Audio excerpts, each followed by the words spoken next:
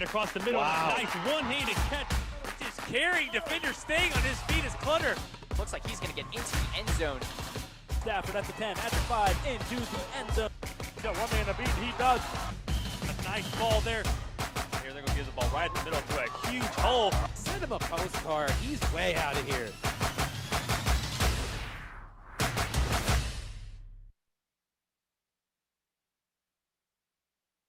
And welcome into CUTV's first high school game of the week between Carmichaels and Beth-Center here in Coaches Field and Carmichaels, PA. I'm Devin Garina, alongside me Doug Lackey, and this rivalry between these two teams is just astounding because they're so close to each other. That's right, Devin. This is what we like to call a traditional backyard brawl.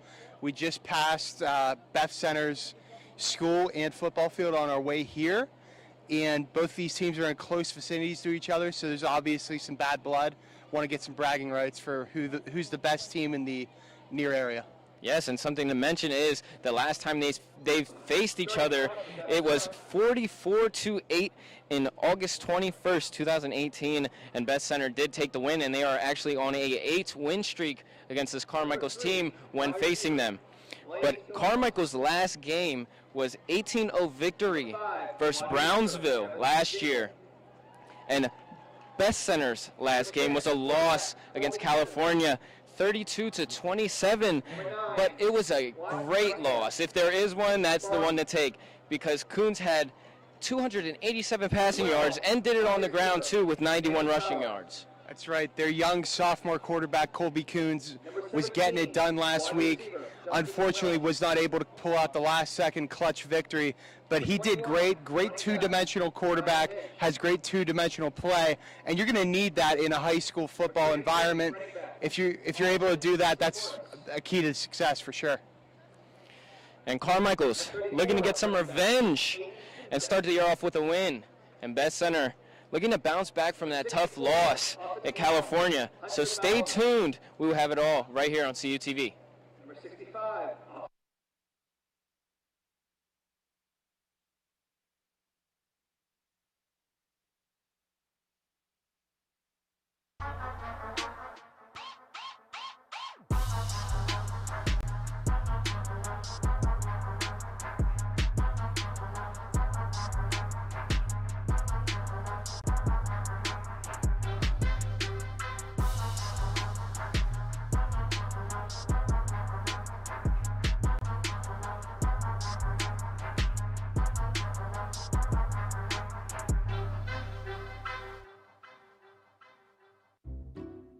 I'll never forget the day our landlord called and said, "Read your lease. No pets allowed." My owner tells him my dog ate the lease, but that didn't work. And now I'm stuck in a shelter. But this pit bull is ready for a new crib. I'm loving, loyal, and play well with others. So don't be intimidated by all my muscles, because the biggest one I have is my heart. That's right, I said it.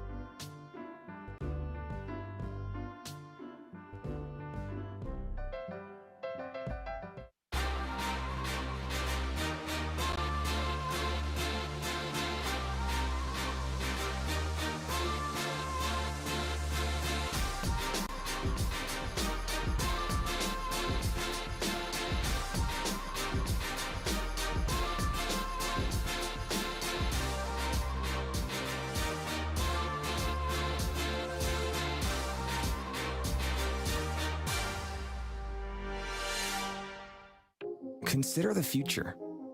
Your future. At California University of Pennsylvania, you can build your life your way because we believe in you. We invest in you, empower you to create the future you envision. We give you the tools and teaching so you can rise up and achieve. Don't settle for someone else's vision of you. Build you at CalU. Visit us at calu.edu. Perfect weather here for some Friday night lights at Coaches Field down in Carmichaels, PA. I'm Devin Green. Alongside me is Doug Lackey, and tonight we have a conference matchup between the Mighty Mikes of Carmichaels and the Bulldogs of Beth-Center. That's right. We do have a big conference matchup here tonight. As we referred to in the open, it is a big backyard brawl. So let's take a look at this tail of the tape. Yeah, some things to take note of. Beth-Center 0-1 this season, 0-0 conference record. This is actually the first conference game, 0-1 at home and 0-0 away. So this is actually their first game as well. 27 points for and 32 points against, actually on a 2-game losing streak, including last year's playoff game. That's right. We're going to look at Carmichaels' stats for right now. Keep in mind, these are the stats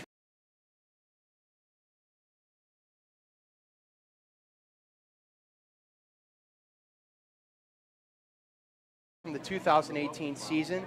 Overall record, 2-7, 1-6 in the conference. Big thing I alluded to in the open was their points against per game, 40.3 points against per game, and that's just something you really want to clean up this season, because you cannot have the middle down to about the 37-yard line, and looking to get something started with those yellow Hornet jerseys. That's right. They are looking to get something started. That was number 5, Devin Dingle, on the return. Watch for him throughout tonight's game, because he is one of the key players for the Mighty Mike's offense. Yeah, and if they can get him the ball as many times as he is open, and he can just, if he's open, he can make plays. Yes. He's one of those playmakers where if he has field in front of him, he's going to make something happen. Yes, he's great at making plays in open space. So if I'm Colby Coons, the game plan has to be to get the ball to Devin.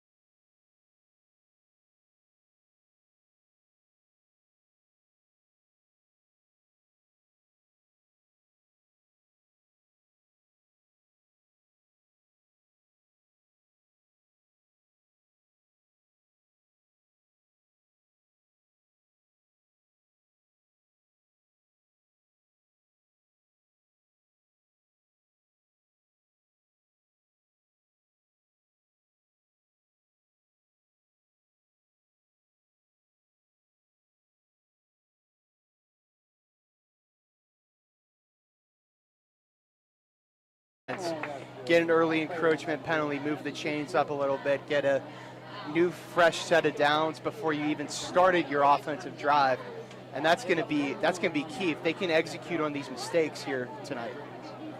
Yeah, and actually, I believe we got that one wrong for the return. It was actually number 5, Michael Robinson. We were kind of looking at the Beth-Center when Carmichaels indeed has the ball, and this is right up the middle, QB sneak.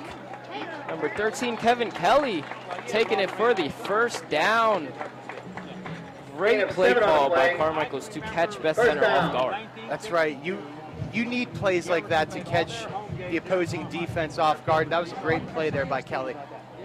And we're looking to see if they can get some run game involved with Bailey Jones, because he was one of the main reasons why last year, if you watched in our high school game of the week, he actually had the rushing touchdown and I believe the 2-point conversion to let them win their first game of the season last year. So that was really interesting. So we'll see how Bailey gets involved in this one, as Carmichaels, he elects to take it himself. Kelly brought down, trying to point out the person to block. Didn't really get the block. I think it was a little miscommunication. The wide receiver ran a route instead of actually blocking. So we'll have to see if he can get out into the open, maybe juke some people, get some more yards. Not take as many hits, though. You hate to see that when it's your quarterback and he's taking hits like that. Yeah, that was 2 really big hits taken there. You never want to see that, especially if it's your quarterback, because he's basically your entire offense. Yes, after we have play action, Kelly rolls out, actually avoids 1 sack, and then ends up getting tackled by 2 more people. Number 75, Anthony Satara, is there for the sack, and Beth-Center holding them right now. It's about 3rd and 12. Yeah, it's been a huge display of dominance so far defensively for Beth-Center.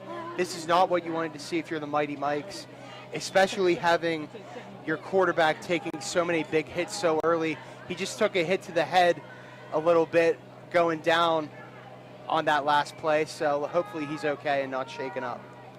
Yes, Kelly rolls out to the left, throws it to the corner, and that is incomplete. Great defense by Beth-Center, getting his hand in there. That is number 1, Christopher Kramer, on the deflection. Yeah, that was a great play there by Kramer. The Mighty Mikes punting unit seems to be coming out on the field now, and we have number 6, Colby Coons. Colby Coons is back there to receive the punt. Okay, we'll get to see what he can do on the receiving end of things, but another interesting thing is the quarterback is actually the punter for Carmichaels, so Kelly will be giving it perfect placement inside the 10-yard line as number 5 will elect to take that, and that is Devin Dingle, and Devin Dingle brings it back around, down the sideline, has it open, can break one, and no, he gets tackled by the quarterback, Kelly. Great return there by Dingle. That was a great return by Devin Dingle. I got crossed up on the first offensive drive for Carmichaels. Got crossed up, thought Devin Dingle was on Carmichaels for some reason, but he is indeed on Beth-Center, and that was a huge return to give the Bulldogs great field positioning to start their offensive efforts tonight. Yeah, and they have great field position here. I believe they spotted it at around the 40, maybe 39. Actually, they're going to back it up as a flag was thrown. They're picking up the flag. And they will call a block in the back. Yes. Right near the goal line, so that's where they will get it, the spot of the foul. And that is at the 12-yard line. So Devin Dingle, big return, kind of washed it all away. Yeah, big return, but no dice as there's a block in the back and it's taken back. This is a huge test for Colby Coons being pinned in his own end. Let's see how he performs here on this drive. As the refs will discuss something more, I believe the side judge was struggling with that first down marker, I believe, and Beth-Center will get straight into it with their first offensive drive of the day as he hands it off to Dingle. Dingle right up the middle, almost breaks 2 tackles and gets the first down at around the 26-yard line. Looks like Devin Dingle's just here on a mission to make up those yards lost on that return play, but he's listed on our roster as a wide receiver, and he just lined up as a running back, so I'm thinking he's just going to be a utility player and play wherever he's needed on offense tonight. Yeah, and that's the struggle with these small schools. They play both sides of the ball, and I was actually looking, they have no defensive players listed on these rosters, but there's definitely plenty of people on the field as Coons passes it right over the middle to number 3, Blaze Vilcos, and he gets tackled at the 35. That was a great pass by Coons. Got it right to Blaze Vilcos for a big gain. And that is exactly what I said. I said it was a big test for Colby Coons, being pinned in his own being pinned at his own goal line, and he's passing this test so far, Devin. Yes, he's unfazed right now, looking like a stud, throwing it straight over the middle to a wide open Blaze Vilcos. As they're in shotgun once again, and it looks like he will be taking it himself. And he will get taken out of bounds around the 30. Brought down after a 6-yard gain. Second down. So second down here for Beth-Center, looking to get some points on the board here as Carmichaels went 3 and out on theirs. So you got to think, Carmichaels, you need to stop here. Can't let them score right off the bat. Yeah, you can't let them score right off the bat, especially after punting away your first drive. So hopefully this Mighty Mike's defense steps it up here. As Coons steps back, steps up in the pocket, senses pressure and runs, and actually almost gets the first. They might give it to him, but we will see where the placement is as the ref places the ball down, and they signal first down. So that's just great awareness there by the young quarterback. Yeah, that is great awareness there by Colby Coons. Just running for the first down with reckless abandon, doing whatever it takes to move those chains. And it's great to see this from Coons because he's only a sophomore, and he could be a pivotal part of the Beth-Center football program for years to come, as he's still very young. Yes, and they can build around him as they kind of do a jet sweep there with number 12. That is Andrew Bauer, and he will get a couple yards on that one. Yeah, it was a pretty nifty play there. I feel like they struggled a bit on the receipt of the jet sweep, and that may have caused a little bit of like a late start. But nonetheless, good to see that that's in their playbook, and that could be something that they pull out as like a little extra weapon. Yeah, that just shows us that they have some specialties up their sleeve. Maybe they got a little Philly special of their own. We'll have to see later on in this game as they do a fake jet sweep. He keeps it actually on the option, and he will run straight to the 15-yard line for, I believe, another first down. Yes, that is another first down, Devin.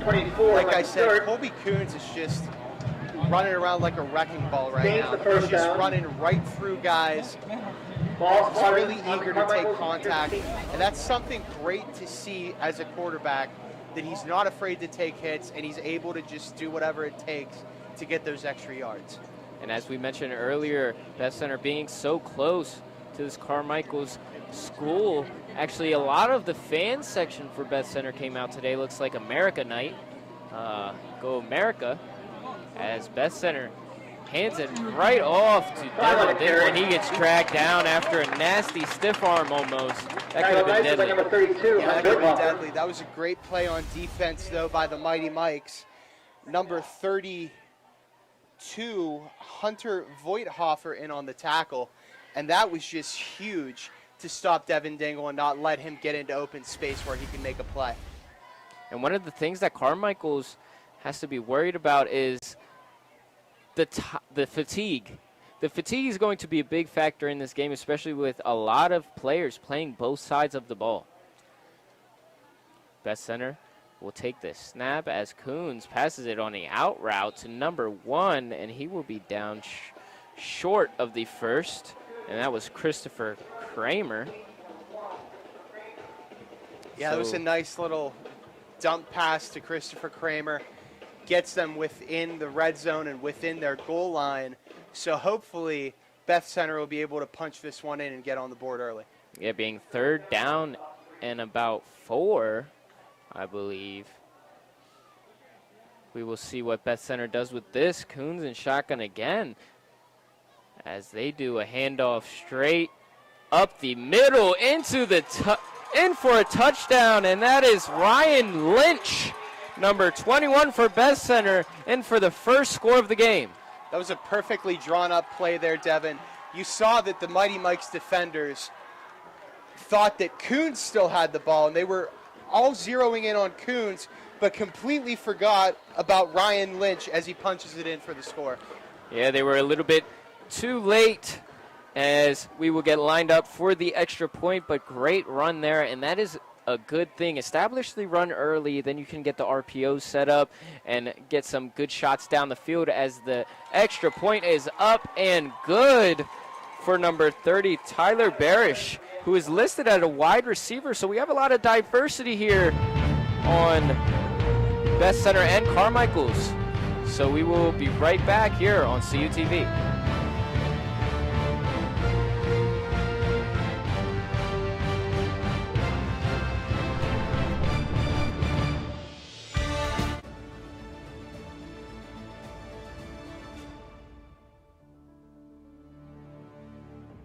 $145 over 92. 180 over 111. I had a heart attack and a cardiac arrest. and then a stroke. Your blood pressure numbers could change your life.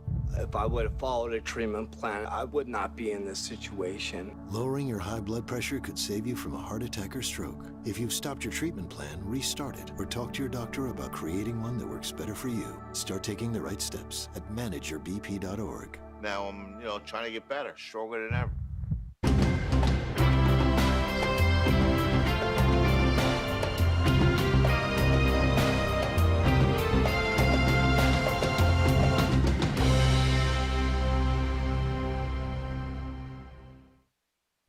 Welcome back here to CUTV. Our first broadcast here, so it might be a little iffy, but we're getting through it. If you can stay here with us as Beth-Center kicks it off to Carmichaels. Carmichaels will be returning this to about the 29. See if they can get something going on this drive. That's right. That was Michael Robinson there on the return. But the Mighty Mikes really need to get some momentum going. They really struggled on their first offensive drive, and their first defensive drive wasn't much better. So... And here's the touchdown again, as just a great play drawn up by Beth-Center. Just one of those things where you've been running with the quarterback all game, and you hand it off that one time, and they don't know which way to go. But we'll see what Carmichaels can do and see if they can answer, because being held to a 3-and-out on the first drive is tough, is really tough. As they will hike the ball off, hand it right up the middle. And he gets slammed to the ground. That is just something you do not want to see. You want to see a little bit more from your running back. Try to lower that shoulder and run over some people. But That's nevertheless, 2nd and 6 here. So let's see if they can get a little drive going. Yeah, they certainly need a little drive right now. They need some momentum here, this Mighty Mikes team. As Kelly, shotgun empty, passes it to a curl route right over, and that is great defense by Beth-Center. As soon as he catches it, tackles him, and that is Christopher Kramer. Yeah, it was a great defensive play by Kramer. He had a great defensive play on the first drive, just going in, making sure that the Beth-Center player does not get the extra yardage and holding them back for that key third down that's upcoming here. Well, we'll see if Carmichaels can pull a little trickery here on 3rd and short. Try and stump the Beth-Center defense, as he will be getting ready. Kelly fakes the handoff right away, then goes fullback dive to number 32, Hunter Voigthofer. Yeah, it was a really interesting play there. Little fake action right to Voigthofer, just doing anything to get that first down, utilizing the fullback, which is the big goal, is to get that first down if you're a fullback. Yeah, and it was kind of like a fake fullback give to the fullback, because they had technically the two on the outside there, but we'll see if they can get something started here as he fakes the throw and hands it straight off to Bailey Jones, as he will get slammed to the ground there. I believe they might call face mask. Yeah, it looks like there is a flag on the play. We'll have that for you momentarily. But great run by Carmichaels, kind of stumping Beth-Center. And you see Beth-Center talking a little bit of trash, and that is number 6. Kobe Coons, he's out there talking trash. He can play both sides of the field and not get tired. Yeah, QB getting in on the action. Love to see that. You need to have a quarterback who has that like hard-nosed mentality, and you love to see that from the sophomore Colby Coons. Yeah, especially being a sophomore. Some of the underclassmen that do have starting positions don't like to really brag and flex their muscles, but if they are that good to be able to start on the team, then you have your rights. You have your rights to a certain extent, as long as you don't get too overhyped with it. Right. But it looks like he is the right amount of hype. But I believe they called it on the offense. Yes, it is on the offense. So they will be taking the ball back further from the first down marker, and that's not what Carmichaels wants to do. No, that they had that great play there, and they just, kind of just threw it all away right there. but that kind of did look like a horse collar. But Kelly drops back, throws it up, and overthrows number 11, Al Cree. But it looked like it was kind of Al Cree's fault almost, because he turned around, stayed there for a little bit, and then spun again. If he would have just kept running from his first route, then he would have been able to catch that and almost could have broke out for a touchdown. Yes, it looked like it was supposed to be a little stop-and-go route. Cree just turned around. When you're on a stop-and-go route, you're supposed to pivot and just go. And Al Cree did not do that, resulting in Kevin Kelly overthrowing him on that play. As Carmichael's trying to set something up here, Kelly rolls out to the left, passes it to a wide open receiver there for the first down is Michael Robinson. Little iffy play on offense is followed up by a great play. Really great pass there by Kevin Kelly to Michael Robinson. Had the man wide open. What a play. Great read there by Kelly to fake the defense with his eyes. And that's something I've been seeing him do in this short time here at this game. But we'll see if he actually takes it himself, quarterback keeper, and gets hit about 3 yards. So he can do it all. Yeah, he can do it all. Wasn't a really big gain there, but I do agree. Big thing with quarterbacks is you need to be good with your eyes. You need to be good at faking defenses out, and if you're good at that, that's going to be a huge thing for you to utilize throughout this game and throughout your football career here. And Carmichaels looking to get something started here. Almost gets Beth-Center offsides as they run straight up the middle, and he breaks one, breaks almost two, and falls for the first down. That was a great run there by Eli Johnston, breaking a couple tackles, getting the first down. And it's looking like things are coming together here for this Mighty Mike's offense, Devin. Something that I have not seen yet from the Mighty Mikes is one of those breakout plays, like a 20 to 25-yard play, and almost had it with that Al Cree pass. But we're going to need to look into some more fakes as, we have a fake here. Kelly takes it himself. Takes it, breaks one tackle, and gets hit by the sideline, or gets hit near the sideline, and actually really hype about that one, gaining about 5 yards. That's right. That's just Kevin Kelly once again doing a little fake, pump fake there, getting a nice little gain, and the Mighty Mikes are driving here, Devin. The chains are moving. As the Mighty Mikes get the call from the coach, and will go under center as Kelly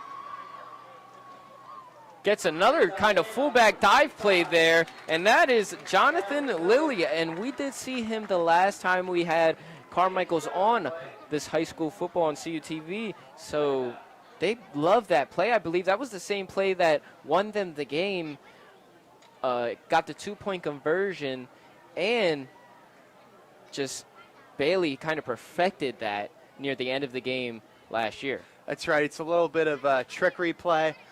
Big thing to have in the back of the playbook if you're the Mighty Mikes. Yes, they will be under center again, and they do the same play, just different side, kind of flipped it, and that is Hunter Voigthofer. And he will get the first down, I believe. Yeah, the Mighty Mikes are now in their red zone. They're within their 20-yard line, and I think things are looking good here. As they do the same type of run there, and he will get a couple yards. Michael Stewart with the run, as that will be the end of the first quarter. So things getting heated up here, down here in Carmichaels, PA. But stay tuned here on CUTV. We will have it all.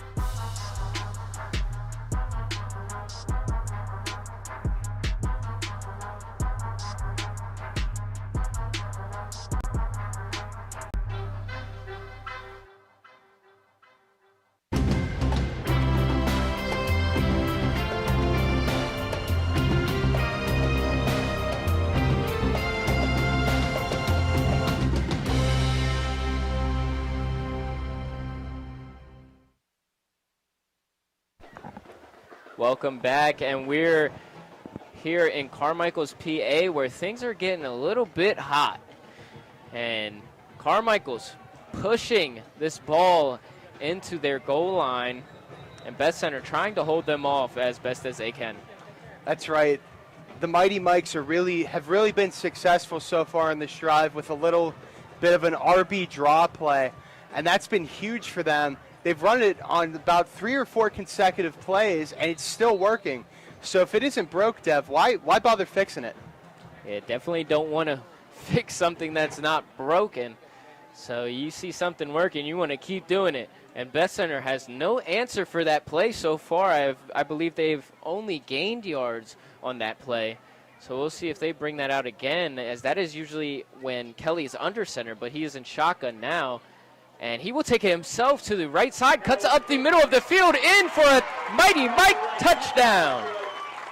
Great play there by Kevin Kelly. Little bit of a QB draw, just runs right through the line, makes a little bit of a leap over a defender into the end zone.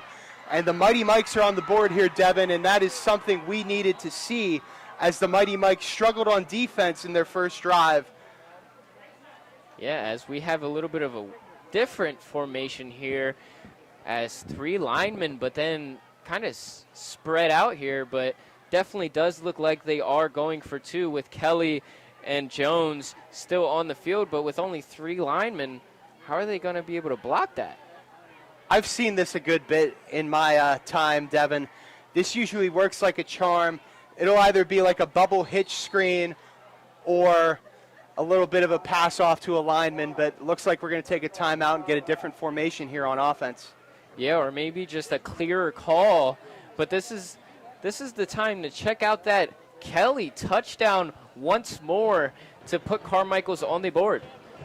Yeah, this was a fantastic little draw play here by Kevin Kelly. You see he just runs in, then he does a little hurdle into the end zone. I don't think he really needed to do that hurdle, but style points are style points, Devin. Yes, indeed, they are. Kind of look like a Antonio Brown Spartan kick. Reminded me of that a little bit. But Carmichaels, believe they are still going for 2. Believe that was just to get something cleared up. Maybe a miscommunication on to off the field. They look like they're going into a different formation. Looks like they have more linemen and blockers on the right side of the field, so maybe watch that bubble screen over there that you were talking about, or maybe just a old-fashioned run up the middle with Bailey. As they will throw that pass, and is a little bit short there. I don't know about that play call. They could have just been running it with that same play that they've been doing, that fake fullback dive, but we will be right back here on CUTV.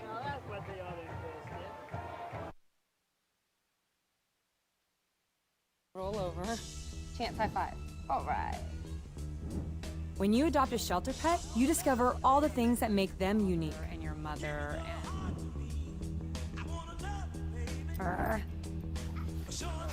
I am totally a hot person. Right, guys? Thanks for being honest. They're a little bit of a lot of things, but they're all pure love.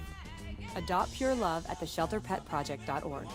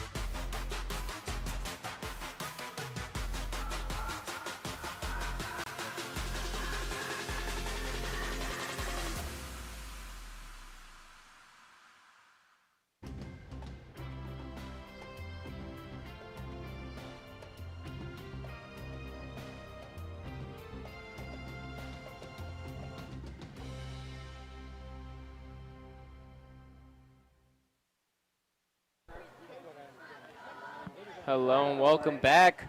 Carmichaels scoring, finally getting their 6 points on the board, but not converting that 2-point conversion, but Beth-Center still holding on to that lead by 1 point. That's right. Beth-Center does have a 1-point lead. Looks like we might be trying a bit of a re-kick here, but that 2-point conversion play by the Mighty Mikes was very unorthodox. I really liked it. It was a really gutsy play. Little bubble screen. They loaded up the right side with linemen, just trying to be blocking right on the receipt of the pass. Did not work, but I think it's a great thought, Devin. It's one of those plays where you can definitely catch the defense off guard. They have never seen that before, I am sure of it. But they will get a re-kick here. Carmichaels will be kicking it off. I believe it was a failed onside attempt was the last kick, which you guys didn't see. A little bit of technical difficulties. Just stick with us here, and it will be going smoothly in no time as Beth-Center receives the end and tries to get a spin move in there, but is quickly tackled by number 75, Chris Mincer.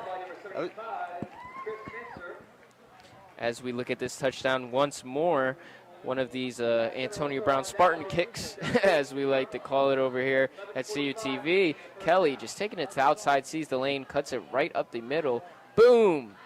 Spartan kicked him right into the end zone. You said it wasn't necessary. You know, I believe anything's necessary. I agree. Anything's necessary on the gridiron, Devin. Especially if you need that touchdown, and he needed that one. So Beth-Center with the ball now, trying to answer Carmichael's touchdown as there is a fumble, a little bit of miscommunication between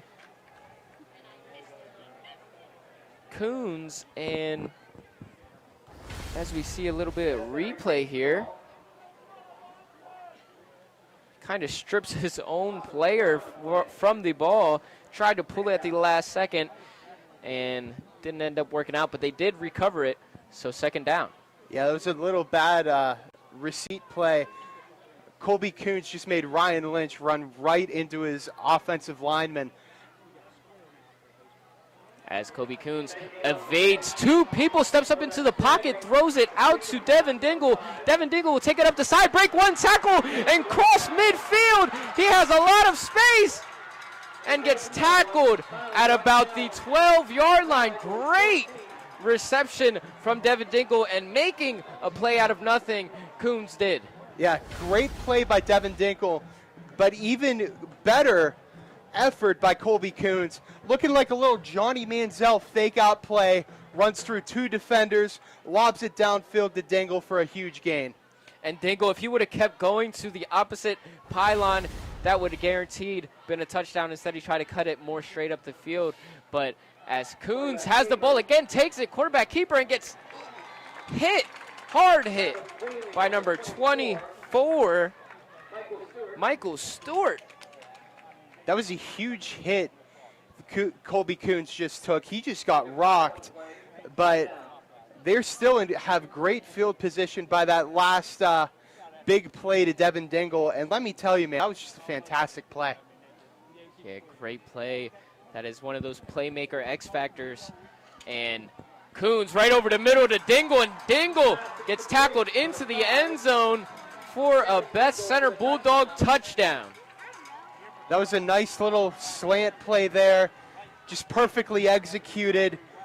Coons a little fake handoff, just throws it right to Dingle for the score, and Beth-Center taking the lead in this one, 13-6, impending the extra point. As Coons was not ready for that one and throws an interception. As in high school, they cannot take it back as 2 points, as in the NFL they can. But great read there by Carmichaels, and it looked a lot of miscommunication by Beth-Center. But we will be back. 13-6 is your score here at Coach's Field here on CUTV.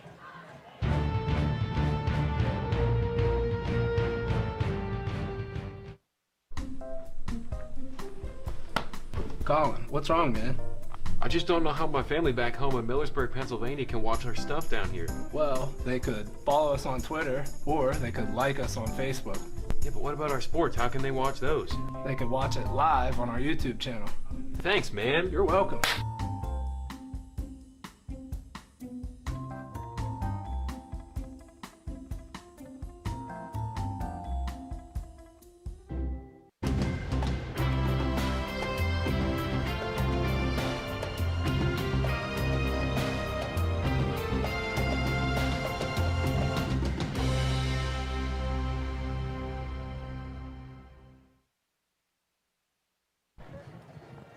Welcome back to this beautiful night in Carmichaels, PA, as Beth-Center scoring that touchdown, not converting on the 2 points, though, as a little bit of miscommunication between the center and the quarterback. Yeah, that was a little bit of miscommunication, but nonetheless, it is 13-6 and kind of evens up the score a little bit because of the Mighty Mikes failing on that 2-point conversion. As I believe we have a replay after the kickoff of the failed attempt at 2, but it is 6-13 right now. Carmichael's only down by a score. So let's see if they can drive down the field and make things very, very interesting. That's right. We're looking for a big offensive drive here for the Mighty Mikes. Would love to see them get some momentum in this second quarter. As it's an onside kick, and they throw a flag, I believe, for the onside kick, maybe a legal formation or kind of maybe the bounce. I don't think the ball went 10 yards. Oh, okay. Didn't make it 10 yards, so they have to move him back here, I believe. 5-yard penalty and a re-kick for Beth-Center, so gives Carmichael's even better field position now. Yeah, that does give them better field position. And this is just something that you don't want to do if you're Beth-Center. You want to be able to get that good, solid onside kickoff without getting any restart flags on you, because you're just giving the team better field positioning by simple kicking mistakes. Yeah, unless the kicker is able to boot it about 50 yards, which that is rare in the high school setting, but Carmichaels will be able to take it. Michael Robinson takes it right up the middle, breaks 2 tackles, and looks like he's going to be gone. This is a great touchdown for Carmichaels. Yeah, that's a huge play there by Michael Robinson. We said they needed to put together a big offensive drive. Robinson just receives the kick and is like, chill out, guys. I got this. I'm taking this to the crib. As we look at the replay here, he sees the open lane, switches hands, and breaks 3 defenders off into the end zone. So great fast speed by Michael Robinson. That's something that he brings to the table, and he said that he was ready, and he took that ball straight to the house, as it looks like they will be going for 2 here, trying to take the lead as Kelly's under center, and they do that fake fullback dive play, and it ends up working for them. They fake it to the first fullback, and then the second one comes right behind him, handed off to that one, and he has an open lane. Yeah, I thought that play was a bit of a head scratcher in the beginning, but let me tell you, man, if it works, it works. So. Yeah, so we'll be right back on CUTV. Getting hot down here in Carmichaels, PA.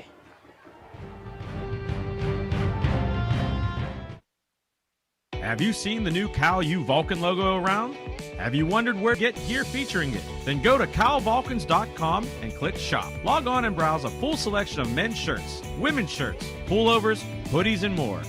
All items feature customization with the new Cal U Vulcan logo and wordmark.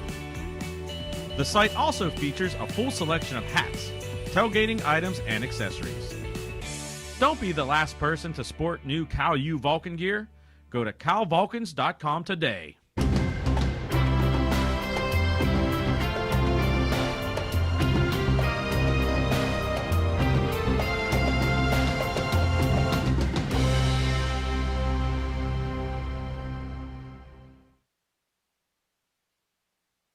Hello and welcome back to Carmichaels, Pennsylvania here at Coach's Field, as the Mighty Mikes have the 14-13 lead against Beth-Center Bulldogs.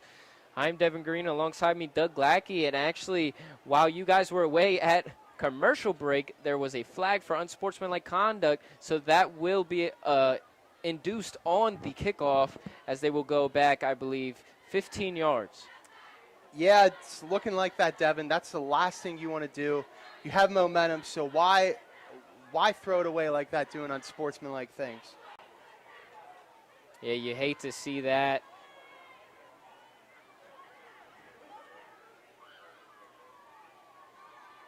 As the kickoff He's getting ready.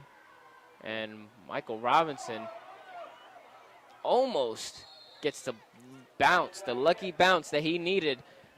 But Beth-Center does recover that one. Yeah, it looked like it was about to go off the chest of one of the Beth-Center up men. And as we will look at the replay for the touchdown again. As it will be just Michael. An absolutely fantastic play by Michael Robinson. Yes. Got himself out in open space, was able to shed the 3 defenders and just take it the whole way to the end zone for the touchdown. Yes, easy touchdown, untouched almost. And straight open lane as Beth-Center's trying to answer back here as Coons tries to take it himself. Almost evades 2 sacks as he will take it around the right. Almost stiff arms the next person, but gets tackled as the flag is down, and I believe that is on Beth-Center, and it will be holding. Yeah, I do believe that is going to be a holding call. Unfortunate that holding call is that was just a great effort by Colby Coons to just evade all those defenders and bring it upfield for a bit of a gain. But I love Colby Coons' playing style, Devin. Just absolutely fantastic. Reminds you of a traditional college option quarterback, and that is one of the most exciting players in football, in my opinion, a playmaking quarterback. Yes, the dual threat quarterback is getting really popular nowadays. But as there was 2 penalties, I believe, but they will accept the holding call. And here's a replay. Let's see if we can see the holding. As it is right there, I believe, 54 right in your screen. Barely saw it, but I believe that's where it was as Kuhn tried to take it right over the back, but Beth-Center right up the middle, breaking for open field. And just like that, I believe it's just short of the first. Might have gave it to him.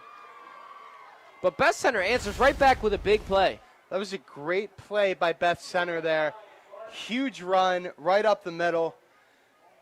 And now was that Devin Dingle? I believe it was Devin Dingle. I actually think it was number 9. That was Nick Martin. So Nick Martin getting in on the action. Looks like everybody's getting in on the action here today at Coach's Field. Yeah, that's something you really want to see. Everybody getting in, everybody contributing.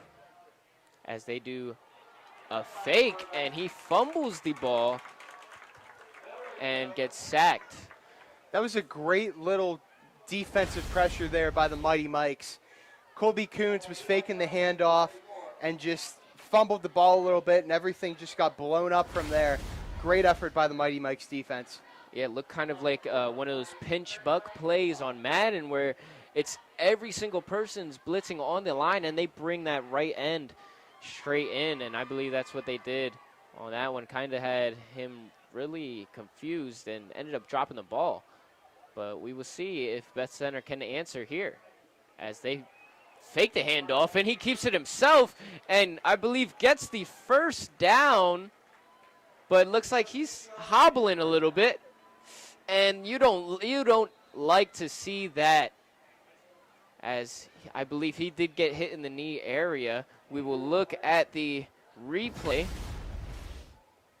as great fake there. I thought he handed it off straight up the middle. Kept it himself, but this is the danger that the quarterbacks go through, getting hit right in the leg there. Hopefully it is only a cramp. Yeah, hopefully Colby Coons is okay. He's having a great game, but let's look at the Interstate Conference standings. Brownsville 1-0, McGuffey 1-0. Nobody has played within their conference yet. It's all been non-conference games, as that does happen in week 0 in the WPIAL. So we will most likely not see an update in the Interstate Conference conference-wise until tonight's games are finalized. Yes, because you see Beth-Center and Carmichaels, this is their conference game. So this is actually a really, really close one. I thought it was going to be a Beth-Center blowout. Yeah, I mean, as we were preparing ourselves and we saw the tail of the tape, we saw that the Mighty Mikes were giving up 40 points a game on defense. It's just been great a great effort so far by both sides, but this Mighty Mike's defense is really stepping it up and dictating the pace so far and holding their own. Yes, they are showing us that they are a different team from last year and has the ability to score the ball, scoring 14 points. So as we see the Twitter poll, if you don't follow us on Twitter, it's CUTV_PA. Beth-Center took the poll, 79%. That is just something we all thought. I believe I voted for Beth-Center. And I'll get this one wrong, but on High School Roundup earlier in the future, we'll have a lot of pick'ems. Yes. And this one, thankfully, doesn't count because I would have got this one wrong so far. But there's still a lot of game to go, as you'd love to see. He is walking off the field now. Colby kind of limping still, but hopefully it is one of those cramp things that gets a split second, takes him down, they get a little water, and are able to come back in the game. Yeah, he is still quite hobbled. I believe we're going to see, I'm not really sure what we're going to see at quarterback. Their backup is a freshman, Dominic Revy. So let's see if the freshman is indeed in this game and how he could perform without Colby Coons on offense. It looks like Ryan Lynch and Devin Dinkle are in the shotgun formation. I believe Devin Dinkle's taking the snaps. Yeah, he is, and he runs it straight out to the left, puts the burners on, cuts back upfield, and almost breaks another tackle and gets tackled by about 3 Mighty Mikes. That was a fantastic play. I think they're just going to probably end up running a little bit of a wildcat offense right now without Colby Coons. Just a great play by Devin Dingle, getting involved in all facets of the game so far, running that ball for a huge game for Beth-Center. And something you love to see is the competitiveness of this game brings out the best in players, and right now it's bringing out the best in Devin Dingle as he will hand it straight up the middle to Ryan Lynch as he gains a couple yards. That's right, a little bit of a couple-yard gain there for Ryan Lynch. Devin Dingle lining up at quarterback. I really like to see this because we alluded to it earlier, like maybe they have a little bit of a Philly special play, but instead of that, we're just getting Devin Dingle straight up playing quarterback, and I think that's going to be a treat for ourselves and our viewers here tonight. It's going to be interesting to see how he is on the passing end of things, as we will not see his first pass here as he rolls out to the right and gets sacked there by number 25. Jonathan Lilly. That was a great play by Lilly, just got right through the line, and he jammed Devin Dingle down right before he could get into open space and make a move. Yeah, and grabbed the jersey a little bit there, but was not a horse collar, I believe. Didn't grab the pads on that one. But we will see what goes on in this Beth-Center offense as 3rd and long as they bring in Zach Carrick at quarterback. See if he has Dominic the arm. Revy at quarterback, actually. He throws to Dingle. Dingle cuts it back upfield, trips over himself, and is tackled.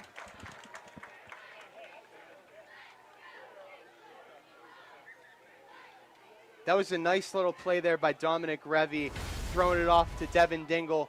We were curious to see if Devin Dingle would get involved in this passing offense, but it seems like he will not as Dominic Revy came in to throw a pass. And I think that might be a little bit of a predictability factor for the Beth-Center offense, as when it could be very predictable for a power play, for like a power blast run, or just a pass. Yeah, when you have Dingle out there, you do not know what you're getting. But with this quarterback, Dominic Revy, you get that sense that they're going to do maybe play action, maybe just hand it off right up the middle, try and pass it down the field, as it is 4th and about 9. That's right. I think this is the first time that it has been 4th down for Beth-Center tonight, and that is just a huge, that's just a consequence of not having Colby Coons out on the field, in my opinion. He's so good at making plays in space and can just take off and run with reckless abandon. That might have got him a little bit banged up, but it really had the Bulldogs in a rhythm so far this evening. So let's see how Dominic Revy does for the Bulldogs. And it looks like he will take the snap and send it right up the middle as Beth-Center will take it right in for a Bulldogs touchdown. That is Ryan Lynch. That was a great play there. It looked like a little bit of a drop snap. Great effort by Dominic Revy to think on the fly and clean up that little bit of a miscommunication. And Ryan Lynch just taking it right up the middle for the touchdown. Little bit of a leap on the way in. Like I said, Devin, that's some style points. Yeah, always got to give out those styled points. You are Dougie certified fresh, as they will try to go for two here, and they will not get it as Carmichaels reads that play action. But things are getting steamy here in Carmichaels, PA. We will have it all right here on CUTV.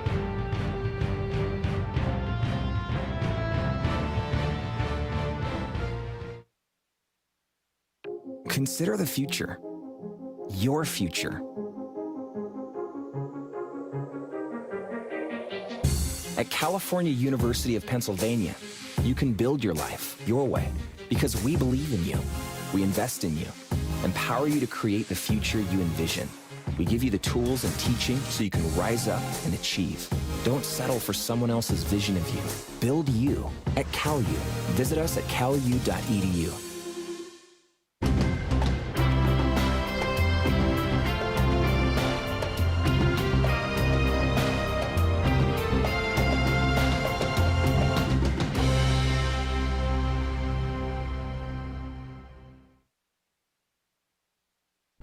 Hello and welcome into a gritty matchup here at Coach's Field.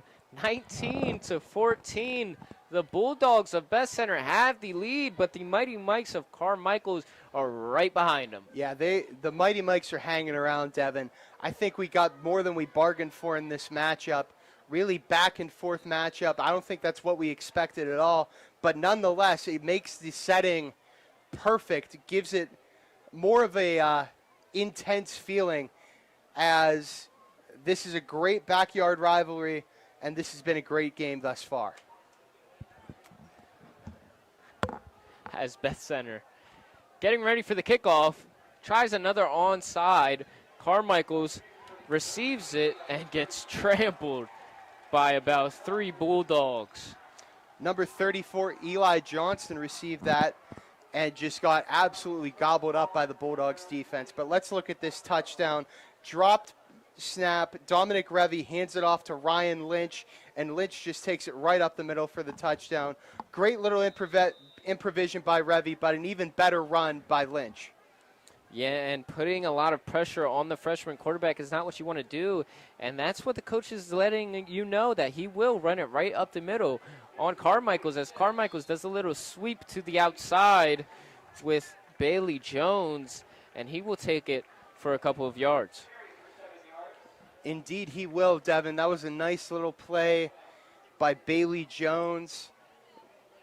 It's second down now, and we're looking for the Mighty Mikes to continue to capitalize on the opportunity that's been given to them and continue to hang around in this game.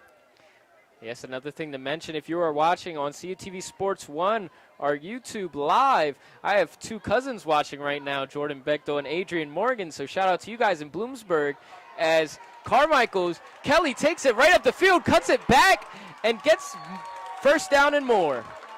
That was a great little play there by Kevin Kelly, the QB getting involved in the run game, taking it for a big gain, and that's what you're going to need. You're going to need your quarterback to get involved with his legs for big gains to try and shred up this Bulldogs defense, because Carmichaels needs to take these points any way they can get them and take these gains any way they can get them.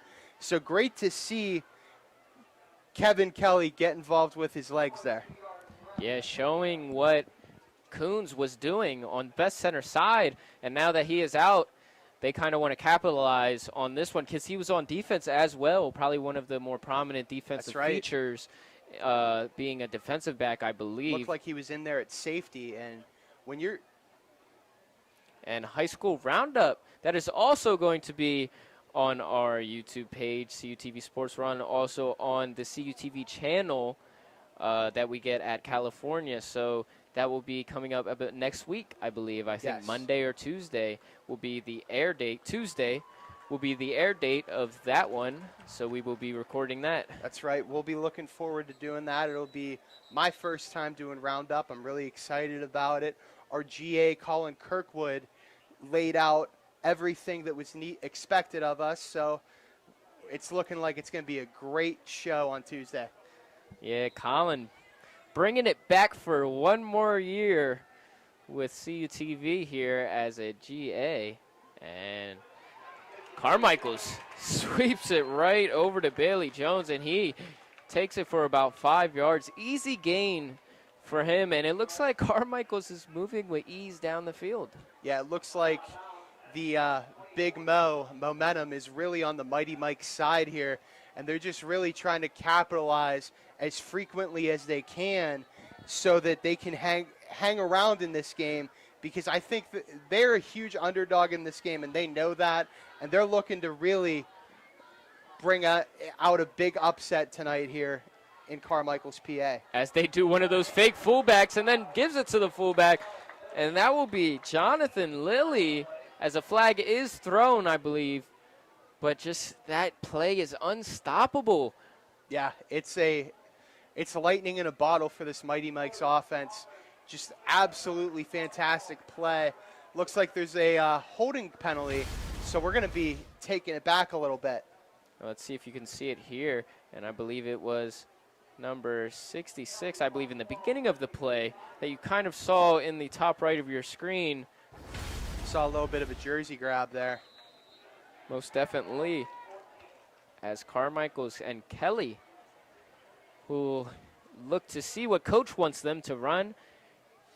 And Beth-Center really happy about that holding call, because now it is 2nd and long for Carmichaels, as Kelly's under center, gives it back to Bailey Jones, and he spins off of one and almost breaks the second, but great tackle there by number 5, Devin Dingle. Devin Dingle's getting involved on offense, but that was a nice little spin move there by Bailey Jones. It looked like if he was able to shake that last defender that brought him down, he could have gotten through for a decent gain, make this field positioning a little better, but Devin Dingle just got right in there and wrapped up and brought down Bailey Jones. Yeah, Devin Dingle. One Devin to another. That was a great form tackle, as hopefully we will see more of that. And Kelly fakes the throw, hands it right up the middle to Bailey Jones, I believe, again, and he will be tackled short of the first down. And I believe that will be 4th and about 8. Yeah, it will be 4th and about 8. You really kind of unfortunate drive for the Mighty Mikes. Everything was on their side. Might have been a bit of an announcer's jinx whenever I said they had all the momentum, but let's see what goes on here on this 4th down play. It looks like they're going to go for it, so let's see if this risk pays off for them. Yeah, 2 minutes and 55 seconds left in the half as Kelly rolls out, takes it up to middle, and flag is thrown. So we will see who this is on. Depending on who it is on, could be the fate of this drive right here. Yeah, it definitely is the fate of this drive. Could potentially be a first down, but could also be a turnover on downs. So this is a huge decision that's being made here in this game. As it is a holding on the offense, the penalty will be declined, and Beth-Center will take it over on downs at their 28. This was a interesting little play here for the Mighty Mikes. Just direct snap right to Kevin Kelly, trying to take it right up the middle, but here, catch the health wave, save the date, the 32nd annual health fair at the Convo Center. So stay tuned for that, as we will get right back into this game as Beth-Center ends up muffing the snap, but will eventually fall on it, I believe. So second and about 10. Yeah, there seems to be a bit of a miscommunication between the center and the freshman quarterback Dominic Revy. Really kind of been a blatant issue since Revy came in. He is a freshman, but with Colby Coons out, he gotta be like, this is the big time now. He's now a seasoned veteran. It's 2nd and 10 now, and let's see what these Bulldogs can do on offense. As they will take it out, kind of to the left side. Dingle trying to make a play there. 3rd and 5. Beth-Center trying to get a little drive going here with 1:50 left in the half.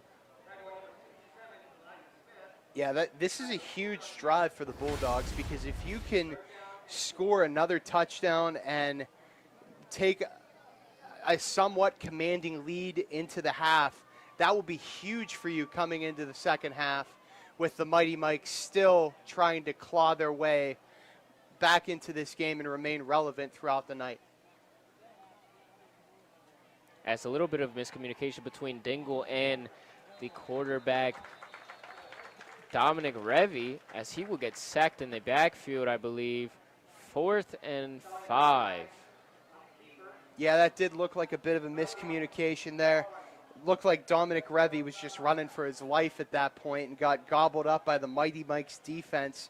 But nonetheless, it is 4th down, and looks like the Mighty Mikes could get this ball back and potentially score to take the lead into the half. Yes, that would be great for the Mighty Mikes, as they do call a timeout to stop the clock. 1:16 left on this beautiful night here in Carmichaels, PA. Just some things to talk about is the game that Kelly is having is one of those games that few quarterbacks have in their lifetime. Great running. His ability to pass the ball is astounding. And then you look on the other side, a quarterback goes down, a freshman comes in, and he is able to do some work as well. That's right, Devin, but we're going to take a quick peek here. Together we power forward with 2-time Stanley Cup champion Kevin Stevens. This is a presentation on powering forward from addiction to recovery. Catch this Monday, September 23rd at 7 p.m. in the Natali Performance Center in the Natali Student Center. So that would be pretty cool to go and see some perseverance things from 2-time Cup champs Kevin Stevens. As Devin Dingle breaks 2 tackles, and it looks like he is gone to the races. As he's brought down, I believe, at the 1. Great play by Carmichaels there. His ability to run Devin Dingle down, I thought he was gone for sure. Yeah, that was a great gutsy play there by Carmichaels. Not giving up on the play. I'm sure the Mighty Mikes head coach loves it. But Devin Dingle was just right off to the races at the receipt of this handoff, and he just took it to the races, almost took it into the end zone, and it got taken down by a Mighty Mikes defender at about the 1 or 2 yard line. Jonathan Lilly with the burners of his own, as we look at another little graphic here. Relay for Life, September 22nd at Adamson Stadium. The team set up 12 p.m. The events start at 1 p.m., so sign up at relayforlife.org/PACalU. So yeah, looking forward to see you guys out there for some Relay for Life. That's a great event for a great cause, so if you could come out, that would be fantastic. Come out and show your support. But back to Jonathan Lilly, putting the burners on his own, kind of put the after boost on, put it in 3rd gear, threw it into and hyperspeed. called him up. Called up to Devin Dingle. So they will be at the 1 yard line as Dominic is under center. And Revy gets sacked in the backfield, I believe, trying to chew off some clock, as there will be a timeout called, I believe. Yeah, it looked like that was a bit of a miscommunication there. Dominic Revy was trying to hand it off to number 21, Ryan Lynch, and Lynch just kind of ran past him, and he kind of had like an oh no moment, so he just tried to take it up the middle, try to get a little bit of something going on a broken play, but nonetheless got stopped right before the goal line. And there was not a timeout. Actually, the people over next to us stopped the clock for no reason, but Beth-Center will get it in. Dingle, touchdown. Yeah, this has been quite the night for Devin Dingle. It's been all Dingle tonight. Just a great little play here. Takes it in, runs it right up the middle, runs through some defenders for the Beth-Center Bulldogs touchdown. And Devin, this one looks like it could be a huge turning point in this game as the Bulldogs have a chance to take this somewhat commanding lead into the half. Yeah, up by 11 right now, 25-14, 32 seconds left before the half ends. Looks like Beth-Center will set up for a field goal, see if they can get this extra point. As the snap is muffed, and Carmichaels will stop the field goal and the extra point there. So 25-14 is your score here. We'll be back on CUTV.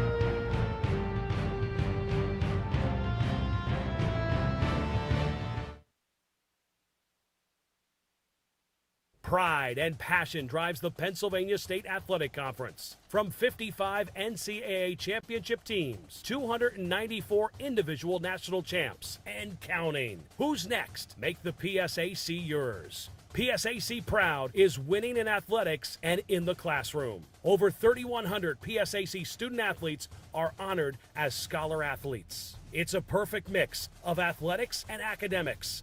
It's time to make the PSAC yours.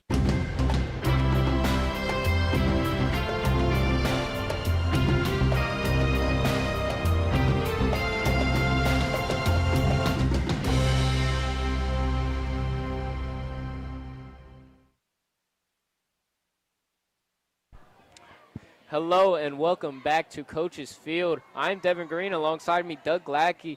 We have a great game here tonight, 25-14. Beth-Center Bulldogs holding that lead over the Carmichaels Mighty Mikes, and Beth-Center looking to kick the ball off here. Yeah, they're looking to kick the ball off, hopefully squib it and kill some of the clock off. There's only 32 seconds left in the first half, so let's hope they can kill the clock off and fight off a last chance effort by the Mighty Mikes.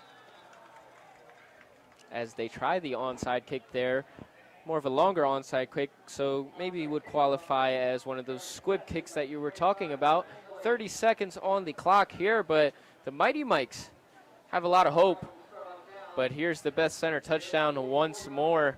As you can see, Devin Dingle running over a defender into the end zone. That's just something he can do. He can get into space, get his jukes. He has the elusiveness to be able to do that, and he has the trucking to be able to truck over about two defenders to get into the end zone.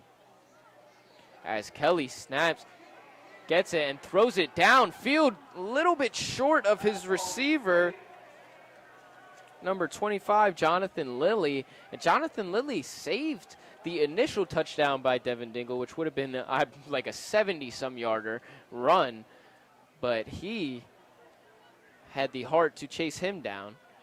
So 24.8 seconds left in the half as Carmichaels is looking to get something started here in the shotgun.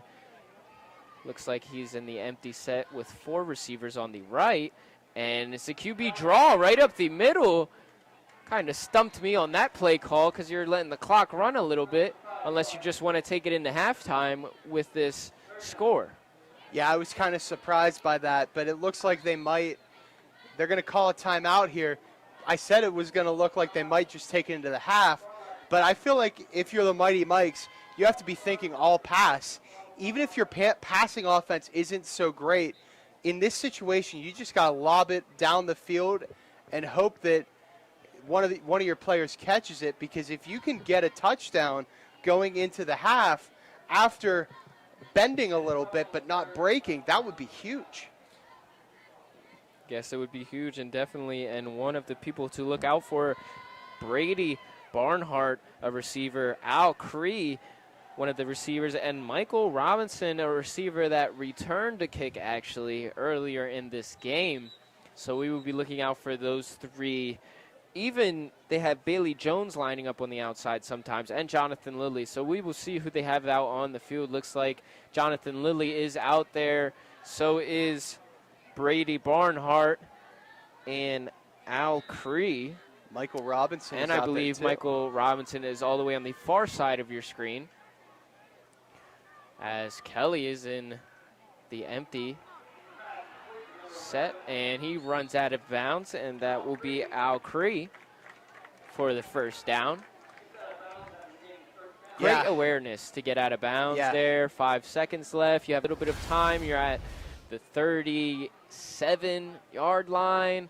You have the ability to throw a Hail Mary into the end zone. If not, maybe a little quick out route to then be able to throw a Hail Mary into the end zone. That was great situational awareness to get that little hitch play off, get it into the sideline, because this Hail Mary is doable now with the field positioning. Yes, indeed, as Kelly is in the back by himself and runs it straight up the middle, open field, and gets down, but the clock expires before he gets down. So that will be the end score for this first half, 25-14, and we will send it over to Noah Mitchell for some X and O's with Noah Mitchell.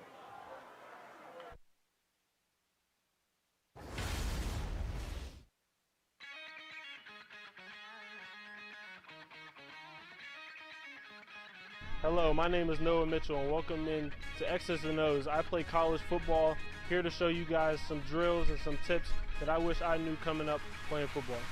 All right, so here I'm showing you how to hold a football. I do a 2 fingers on, 2 fingers off of the laces. Here, really just find whatever's comfortable for you, and you mess around with that grip to get a good hold on it. And also, you want to make sure you see a little air pocket between the ball and your hand to make the ball come off easier and a little bit of a better spiral. A lot of things I see when younger quarterbacks, they hold the ball up by their ear. You really want to bring it down to about the pec, back armpit to get a quicker release. All right, that was X's and O's. Keep practicing and working on some of the things that I showed you, and you one day will be able to play college football.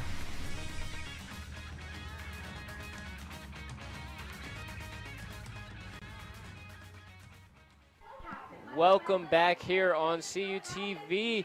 Thank you, Noah Mitchell, for that brief X and O's with him at the quarterback position, trying to show the young guys that there's some great technique that he has, and he wants to be able to show that to other people. But right now, Beth-Center band getting ready to go here and perform, so we will send it to Beth-Center band as they perform here on CUTV.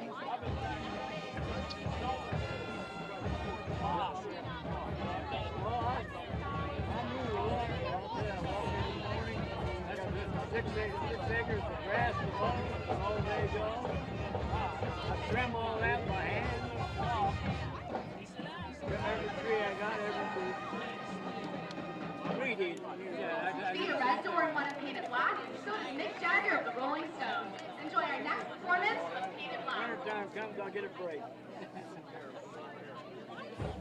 think I'll go with it.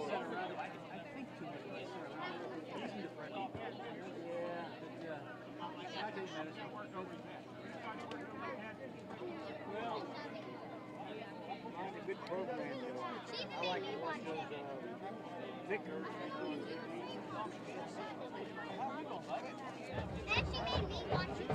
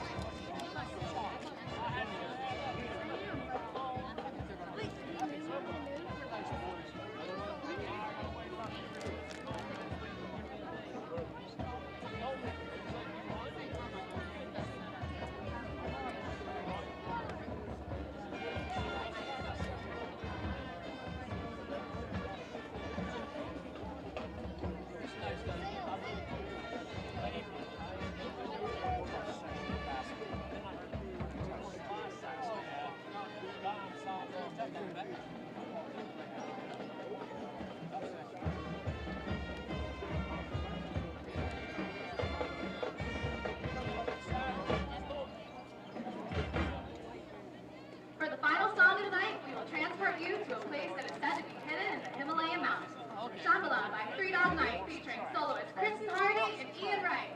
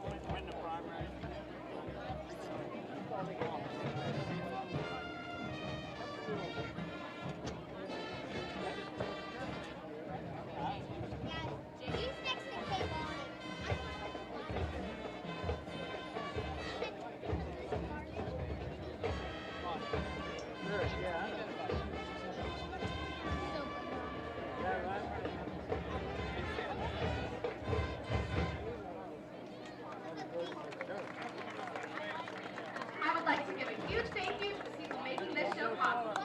Director Kevin Kaufman, Assistant Director Cameron McKeesick, Majorette sponsor Debbie Young, and Silk sponsor Maria Kaufman.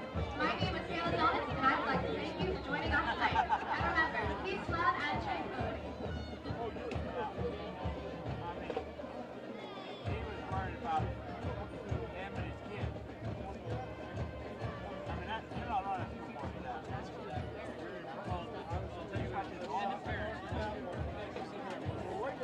Taxes for this, what was this? They supposed to have enough money to pay for what they're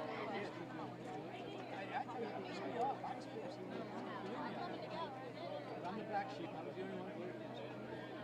I work with the purpose of this business.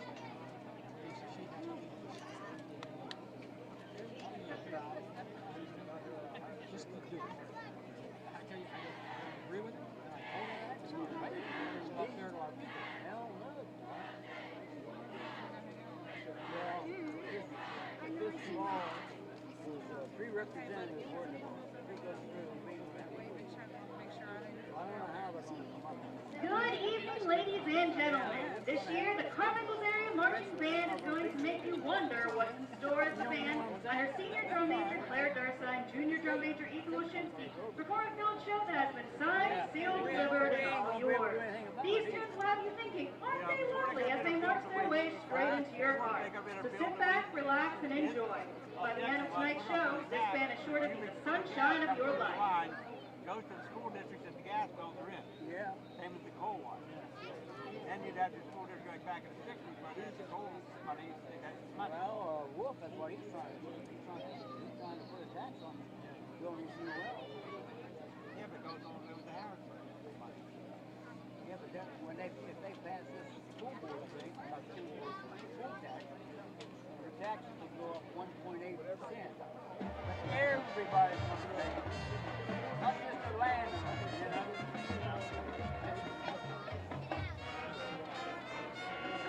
But some politician up there against it because he ain't getting something in his pocket. And everything's politics. Then you got big business that owns a bunch of house areas. They're going to put up a fuss. They ain't going to get it. They can't have to pay more money. Big business is going to win. Well, it ain't going to be on property. It's going to be a product you buy. But they want to put a tax on meat. I don't care. I don't eat that much meat. Same tax. Like cigarettes. I don't smoke.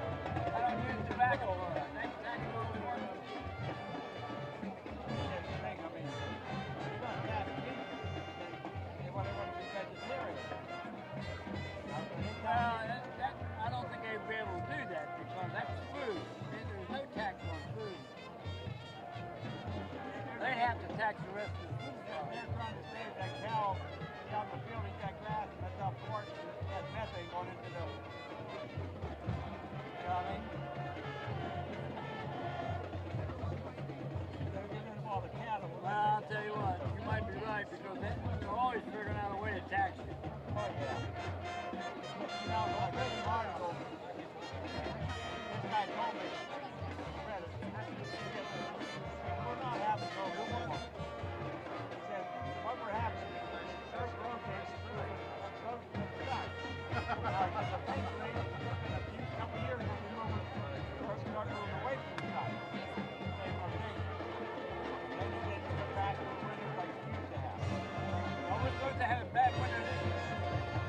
I'm telling you what, I've never seen the leaves start falling down already. That's right. They're coming in, they're turning light color. Yeah. You know what I mean? Yeah. Look how many maple trees are dead. I mean, they're dead rock. I walked that Green River Trail. What are you up to? Out. And that trail, I'm ready to go. So I was like, I'm just walking. I like to walk in the morning and stay hot. That's down there, Brent. Hey, buddy, how you doing? Hanging on.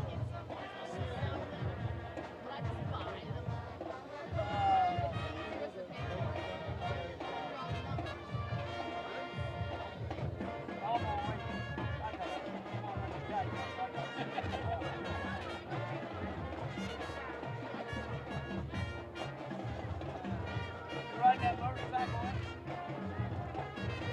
You burn the bar?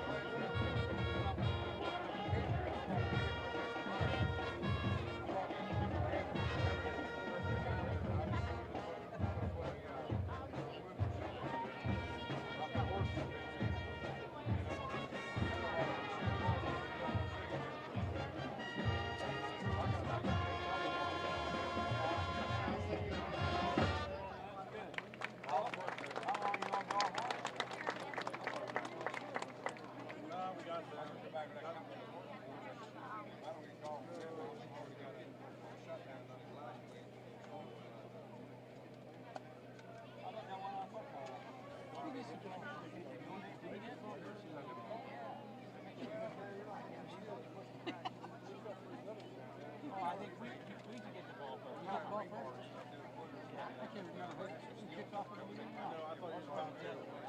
No, I think I don't remember. I think we had the ball. Yeah, I think so, because we had to kick it. We had to kick it, and they marched right down the field. Yeah, that's so they get the ball first. Yeah.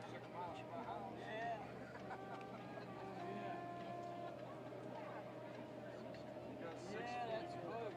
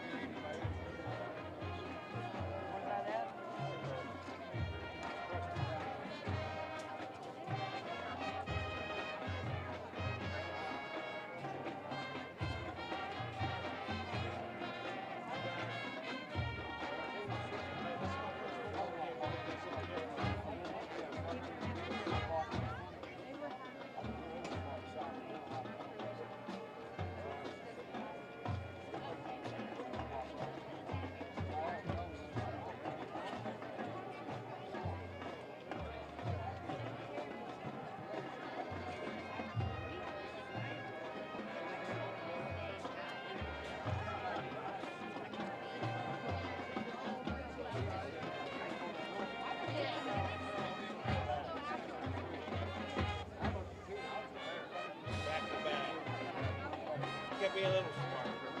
This thing hurts. Yeah, I thought about too far back.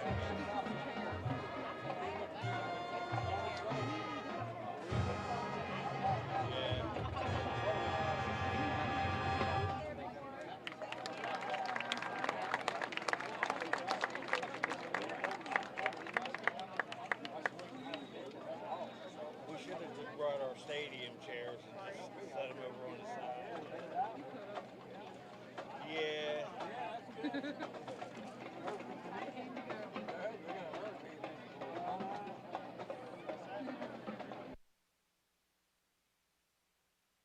Consider the future. Your future. At California University of Pennsylvania, you can build your life your way because we believe in you.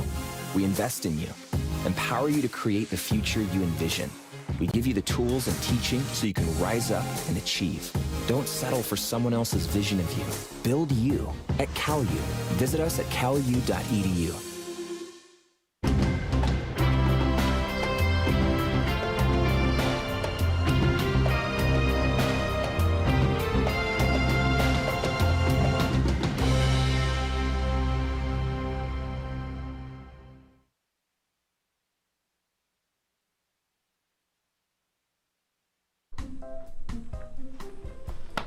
Colin, what's wrong, man?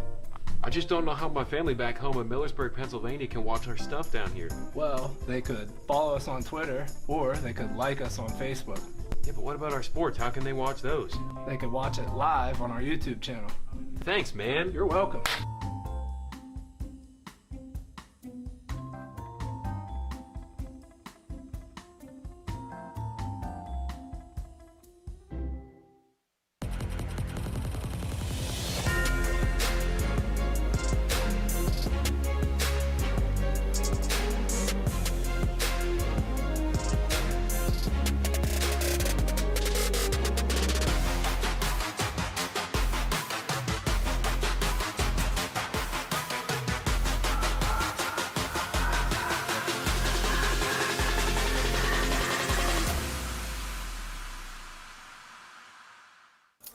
What do you think you're doing, Kevin?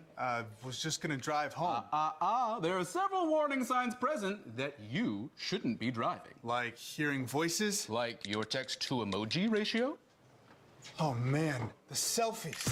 Selfies. Nailed it. We all have warning signs that let us know that we're probably not okay to drive. Mine is pretending to be your subconscious. Craig, come on man, let's split a ride home. Have you seen the new Cal U Vulcan logo around? Have you wondered where to get gear featuring it? Then go to calvulcans.com and click shop. Log on and browse a full selection of men's shirts, women's shirts, pullovers, hoodies, and more. All items feature customization with the new Cal U Vulcan logo and wordmark. The site also features a full selection of hats, tailgating items, and accessories. Don't be the last person to sport new Cal U Vulcan gear. Go to calvulcans.com today. $50 cash envelope given by Jeff. Hello and welcome back here in Carmichaels, PA. The sun goes down and the dogs come out as the Bulldogs have the lead 25-14 here in this one. I'm Devin Garina, alongside me Doug Glackey. Here you can see our new graphic that we actually just made today. Has both our Twitter handles, Devin084 and Doug_Glackey, so be able to follow us on Twitter and follow CUTV at CUTV_PA, where we will be doing polls and other such things like that. But one thing we were talking about over the break is, if you are Carmichaels, what are you going to do to get back in this one? You have to try to put together some great defensive drives and continue to push the tempo on offense. That little fake fullback play has been going great, but we're going to get into some first half highlights as you see Colby Coons doing that little fake run play, getting that pass off to Devin Dingle for a huge gain, and a Beth-Center, near Beth-Center touchdown. As here later on in that drive, Coons passes over to the middle to Dingle for the touchdown. And I believe this is the kick return right here by Carmichaels, and he just takes it straight to the house. I was freaking out earlier about this one, and that's Michael Robinson. And something that you need to have in order to get this comeback, to complete this comeback, is that fullback dive right there. That was that fake fullback to the first one, then that second one is wide open, as you have right here. Truck stick straight into the end zone for Beth-Center, and another touchdown by Devin Dingle trucks his way into the end zone, and that was right before halftime. So Carmichael's going to have to step it up defensively, not give up as many touchdowns as they were doing. As soon as Coons came out, they started to feel a little confuzzled, because that's where the new threat came in. Yeah, it was actually very surprising to see them falter a bit as Coons came out and Dominic Revy came in, because there's been a few, freshman mistakes from Revy. But we're going to take a look at Carmichael's schedule here. As you see, tonight's game is against Beth-Center. Next week they're at Southmoreland, and then September 13th they're at home against McGuffey, and then a huge matchup September 20th at Charleroi. So this could be a huge season for the Bulldogs, but here we see Beth-Center's schedule. That crucial loss, 32-27 to California, have the lead right now against Carmichaels. Next week they go and play Brownsville. That should be a rather easy win for them. No offense to our director, Gary Smith, but this looks like it could be a huge season for Carmichaels by looking at their schedule, and it could be another playoff season. Here's our CUTV High School Game of the Week schedule. Next week we will be in Charleroi, Pennsylvania. I will be on the broadcast for that one alongside Nolan Beislein and potentially Trevin Catellus, as some of our guys will be out in New Hampshire doing the Vulcans game against St. Anselm.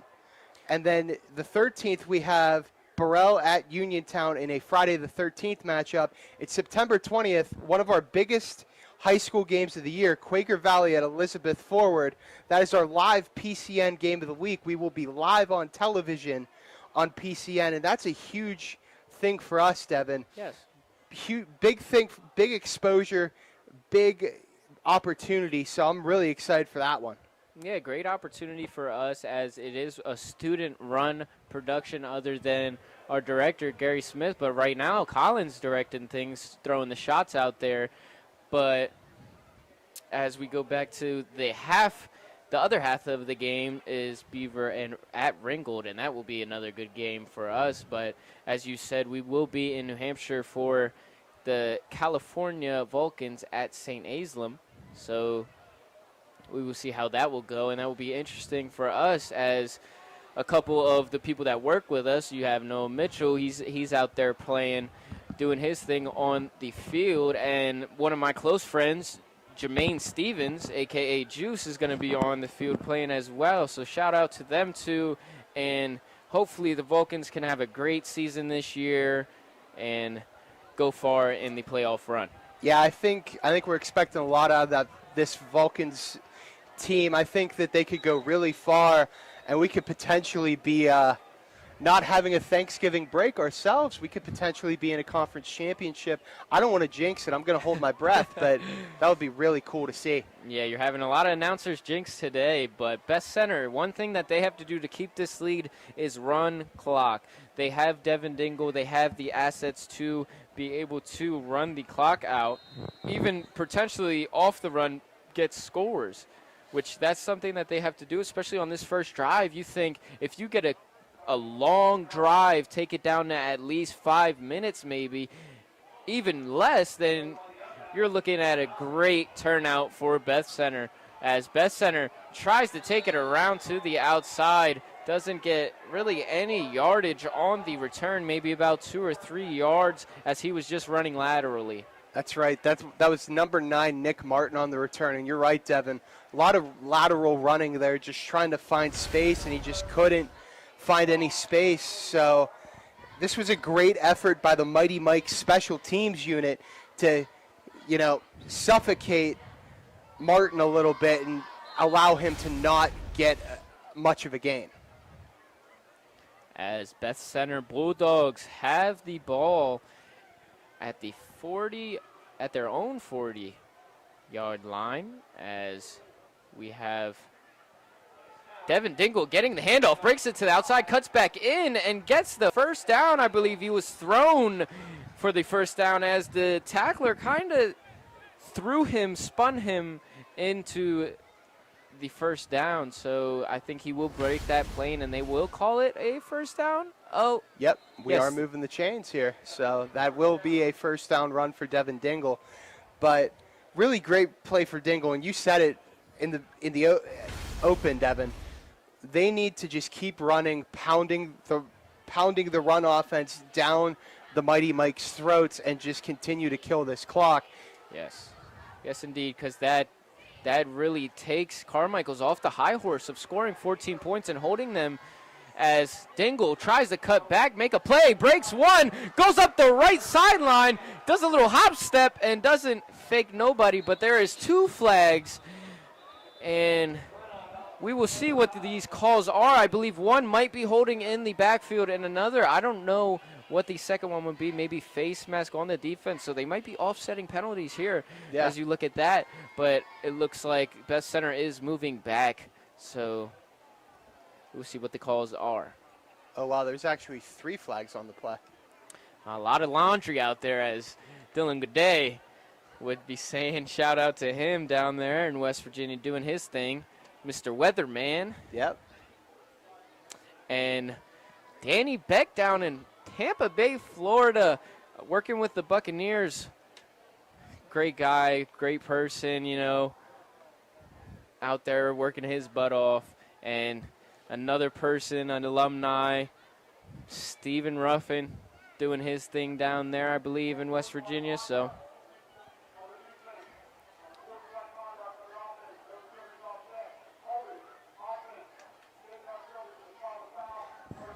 okay, so there was 2 unsportsmanlike conducts that offset each other, and then the holding that I did believe I witnessed in the backfield. It occurred in the backfield.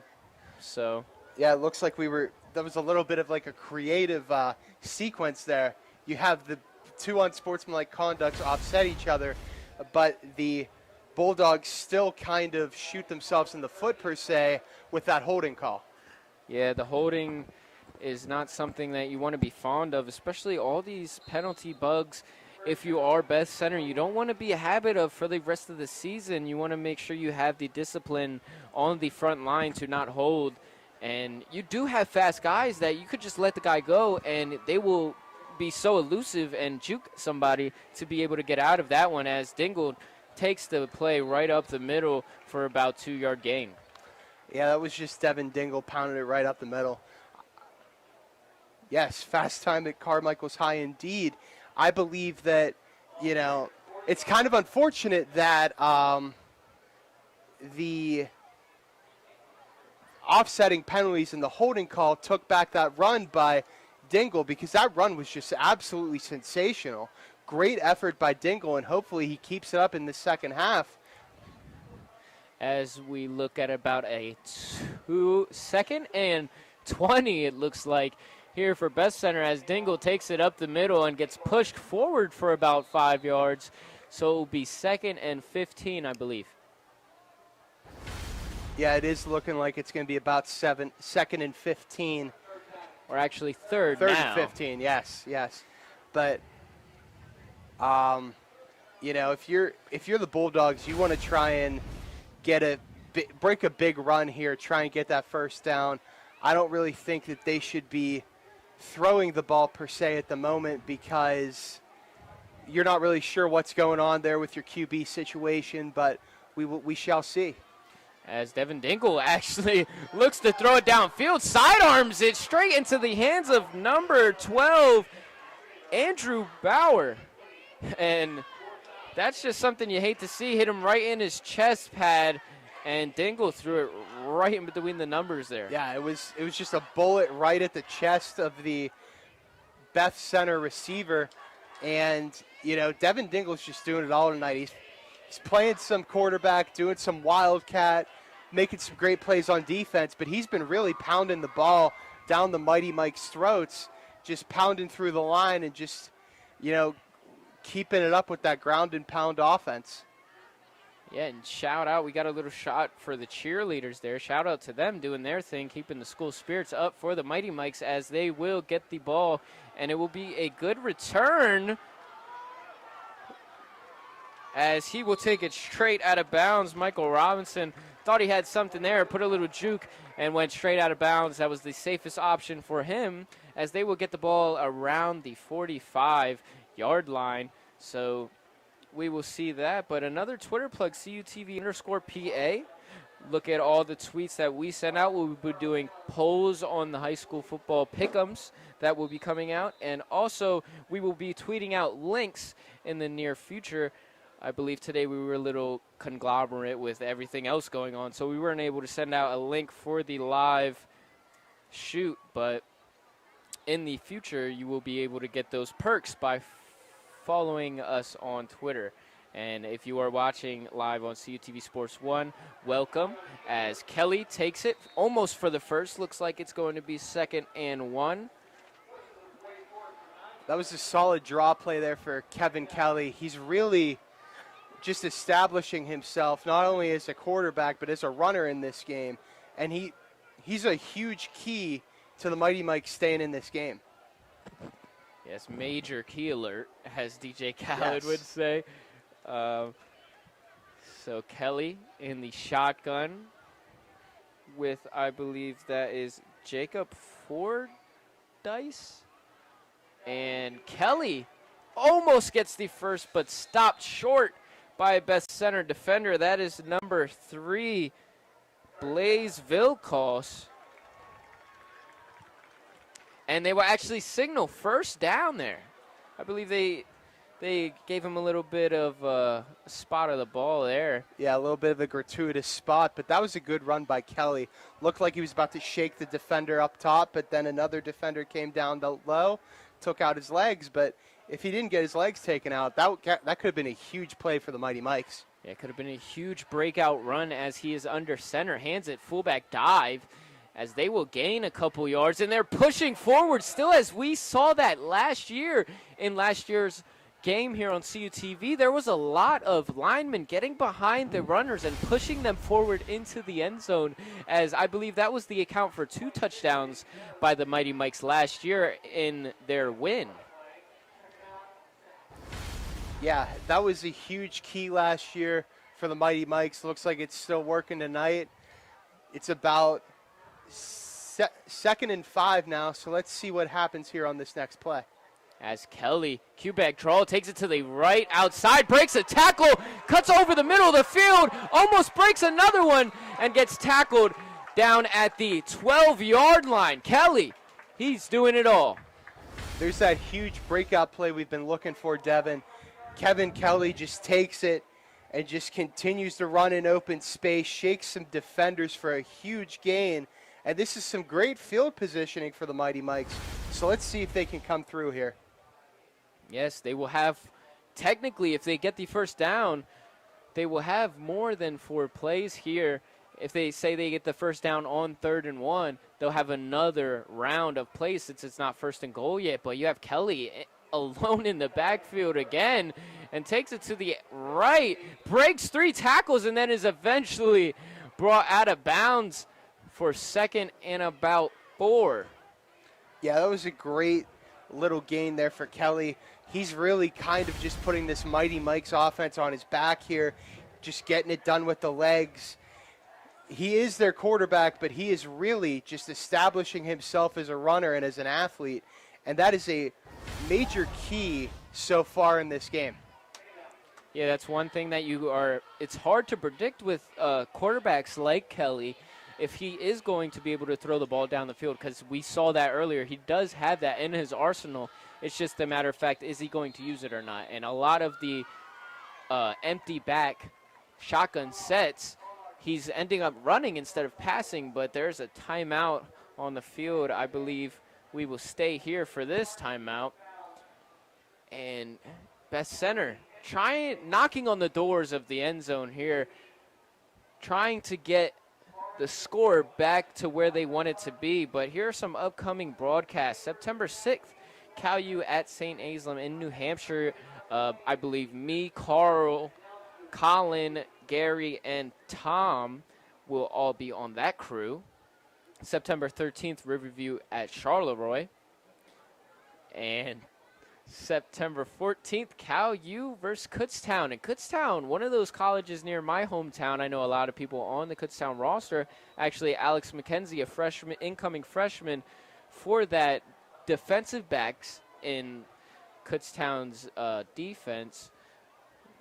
But Cal U is looking to come out strong here. If they win that game in New Hampshire and gets a strong start against Kutztown, I believe they can go very deep into the playoffs, but don't want to jinx anything here as we get back into this high school game. As Kelly fakes the throw to the right and runs to the left, breaks 2 tackles, and gets the first down at around the 1-yard line. Just an absolutely fantastic effort here by Kevin Kelly.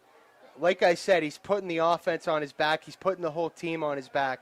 He's trying to do everything in his power to get back into this game and get this big upset that everybody is looking to see in the Mighty Mikes fan base.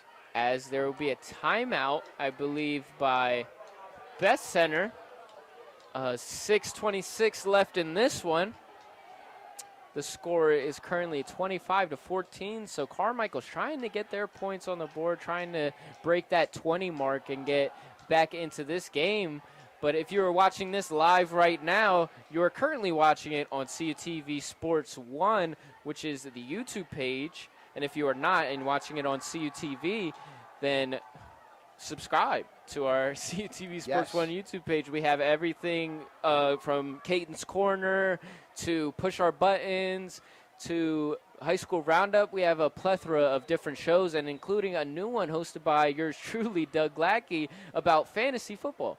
Yes, that's right. We're going to get into that soon, and I'm really looking forward to it, as Carl Childs and I are both big fantasy football guys. But we're going to get back into this action here. As Carmichael's knocking on the door here, and they get stopped at the goal line by Beth-Center. Way to hold up if you're Beth-Center. Yeah, that was a huge stop for Beth-Center. It looked like Kevin Kelly was just about to take it right across the goal line, but the Bulldogs defense just gobbles him right up and just takes him down for a little bit of a loss, and that's a huge goal line stop there for the Beth-Center Bulldogs, who are bending and not breaking. And right in there, Kelly jumps over the center, dives into the end zone for a touchdown. Mighty Mike's getting on the scoreboard once again, 20-25 right now. Yeah, this is a huge effort by the Mighty Mikes. We're going to wait and see here, see if they go for 2 or the extra point. I think they will end up going for 2, trying to make it a field goal game if this attempt is successful. But what an effort by Kevin Kelly tonight. Oh, my Lord. Yeah, he's one of those players that is just special as he throws it over the middle, and they get the 2-point conversion, 22-25. Carmichaels trying to make another mighty miracle happen. Yes, they are, Devin. What a scene so far, but we're going to send this one into a break here. We'll be right back in the action here on CUTV Sports 1.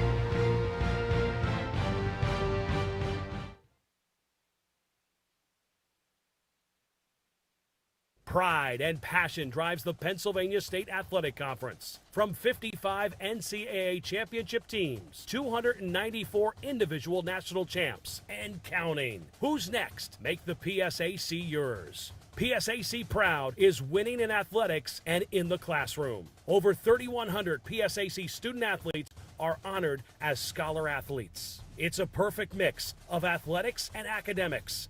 It's time to make the PSAC yours.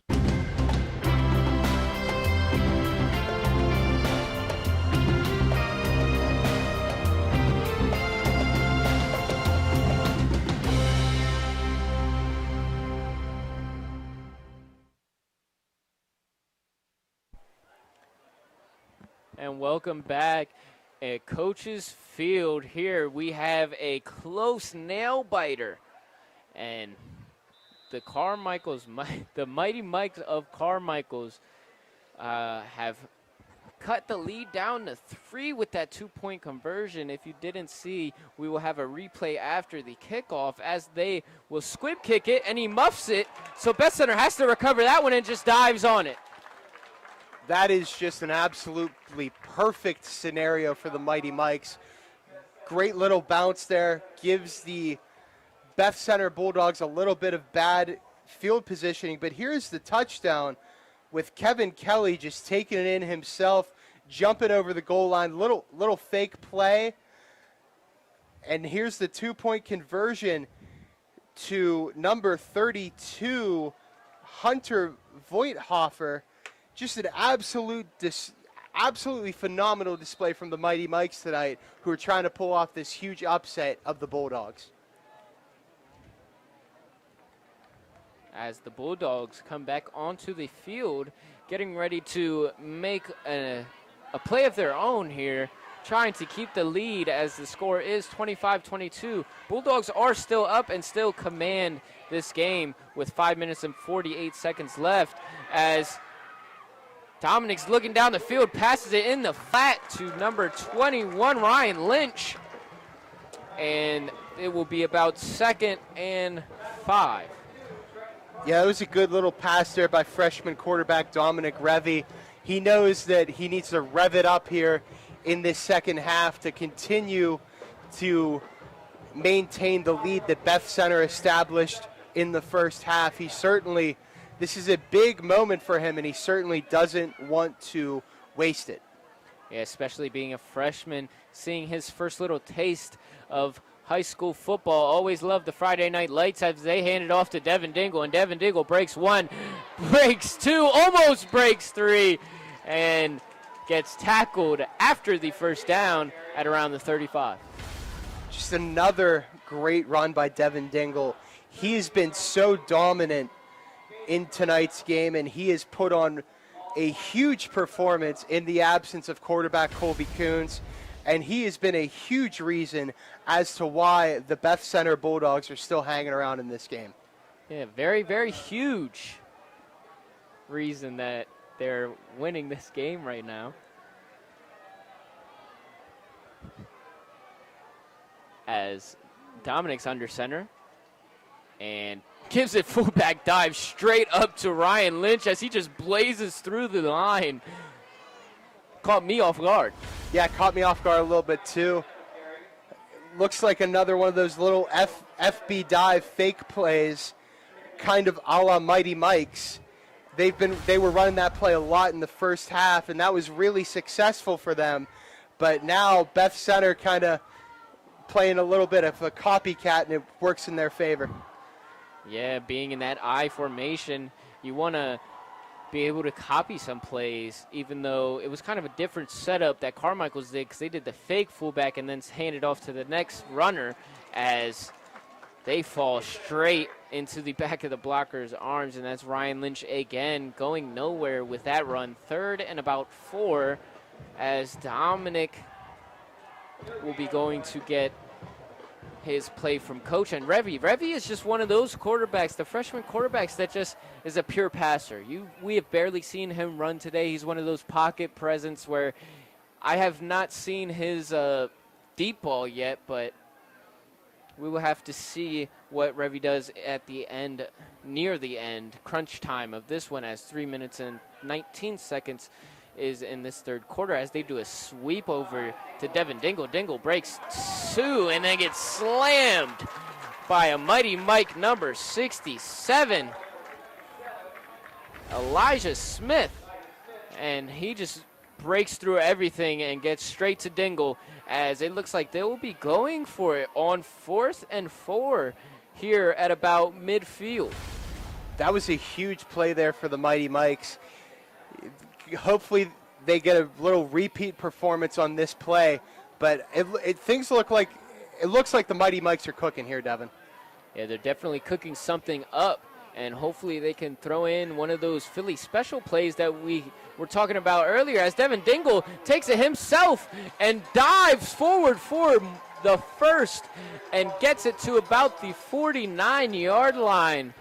So Devin Dingle taking it in that Wildcat formation that we were talking about earlier and taking it straight to the right side, diving forward for the extra yardage there. Yeah, it looked like it was one of those plays that the Mighty Mikes kind of forgot it was in the playbook, because they haven't ran it in a little while, since probably early in the second quarter.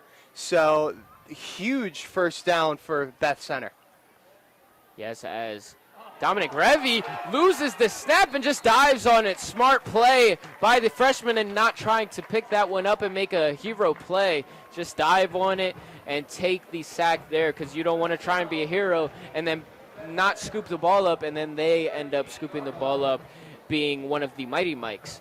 But 2nd down and about a mile as we're going into this one. Beth-Center trying to draw up something in their huddle, trying to make some adjustments to get a long play here. I believe that is Devin Dingle in the shotgun. As watch for that run to the outside, as there it is, run to the outside, cuts it back onto the inside, gets about 7 yards on that one, and makes it 3rd and about 13. Yeah, the Beth-Center Bulldogs have some work to do, as we have an injury on the field. So we're going to take some time here and see what's going on. But, Devin, the Mighty Mikes, they're just coming up in the clutch on defense, man. Yeah, definitely, as that was Eli Johnston. And hopefully he's feeling good as they get him up and he's hobbling off. But here's some of the interstate standings. Once again, as Carmichaels, this is their first game, and Charleroi has yet to play a game. I believe that will change after tonight. So we will like to see how those two fit in this whole conference, and maybe Carmichaels can pull out a win somehow in this one, in this first conference game. Yeah, that would be a huge thing for the Mighty Mikes to do, as they only had one conference win last season. So start this season off on the right note with a conference win, and hope to build some momentum going into the rest of this season. Yeah, you always want to start off 1-0. That's what some of the coaches preach, as Lynch slips and gets taken down in the backfield. I believe that will be 4 down and about 13. Yeah, I'm really curious to see what the Bulldogs do here, whether they bring out the punt team or they go for it. Looks like they might be going punt formation, but I'm not quite sure. But it's, it's fourth and forever here, Dev, and they really need to kind of just pull something out of the magic hat and hope that it works. As Dingle is back at shotgun, and he will take it to the outside, to the left, try to get something going here as he cuts up the middle and is short of the first down. The Mighty Mikes get a turnover on downs with 7.5 seconds left in this third quarter. Trying to get something going, trying to retake the lead. Yeah, huge defensive stand by the Mighty Mikes here. We'll give them the ball at around their 50-yard line. And this will, if they could score on this drive, Deb, this could be an absolutely huge turning point in this game and could give us what I like to call a CUTV instant classic. Yeah, one of those classics. And another classic, Catch the Health Wave. Save the date, the 32nd Annual Health Fair in the Convo Center. So make sure you go to that as Carmichaels, trying to get one last play in before the third quarter, gets it off as it will be about 2nd and 7. So we will be right back with some hot dog scores after this short break on CUTV.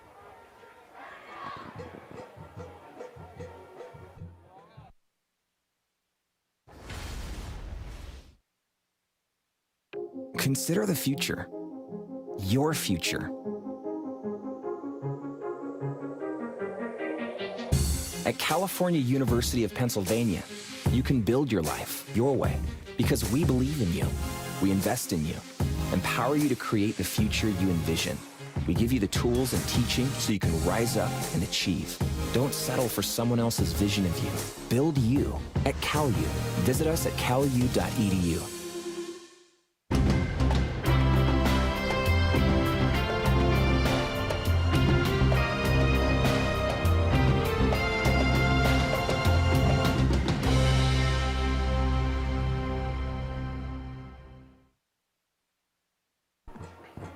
Great night for Friday Night Lights here in Carmichaels, PA. I'm Devin Green, alongside me Doug Glackey, and you're watching CUTV High School Football. As here is the hot dog score for today. Carmichaels gets a whopping 9.85 to start off the year here. That is really good, and they did have a couple of great options down there for some low prices. Always love coming to Carmichaels and get a taste of their concession. As Kelly rolls out and lays the ball a little bit short of his target receiver. So it will be 3rd down and 6. Yes, that pass was intended for number 32, Hunter Voigthofer, but that we've seen Kelly get it done with his legs. We almost saw Kelly get it done with the arm. That would have been a huge completion for the Mighty Mikes. But right now it is 3rd down, and they're looking to move the chains here at the beginning of this 4th quarter. Yeah, you don't want to go 4th and out here as Kelly takes it straight up the middle. And let's see if they give him this 1st down, and they do. I believe that is a 1st down. So great 1st down by Carmichaels. Kelly coming up limping a little bit, which that's the risk that you're going with, running him so much. He might get a little banged up. Yeah, I mean, look at what happened with Colby Coons. It was a point where the Bulldogs were just running him consistently, play in and play out, and it really hurt them in the end, but Kelly's just been balling out tonight. As they will take it out to the side and gets pushed out of bounds. That is number 24, Michael Stewart, with the run on that one and getting another 1st down for the Mighty Mikes, pushing this drive further and further, closer and closer to the goal line, the end goal here for the Mighty Mikes. Yeah, that was a huge play by the running back, Michael Stewart, and the Mighty Mikes are really in a good position here. As he gives it right back to Stewart. Stewart stuffed at the line there. Just a great read by Beth-Center. Yeah, I think it's you're kind of catching on to patterns. I feel like since Kevin Kelly's banged up, You're going to see a lot more handoffs to his running backs. So I think that the Bulldogs are trying to capitalize on that and try and find a way to get a turnover here. And it looks like we have a player down on the field. Looks like a potential cramping issue. But here is our Twitter poll, as the Twitter peeps say that Beth-Center is going to win this game by a whopping 79%. Yeah, very interesting. I believe I was one of the people who picked Beth-Center, which thankfully this is not going to be in the pick'ems on High School Roundup because that would have counted against me. But Twitter, just those are one of many polls that we will have on our Twitter page at CUTV_PA. Make sure you give a follow and put notifications on so you see what we tweet every time. As number 52, limping off the field, you love to see them get up and walk off on their own power. That was Austin Schock.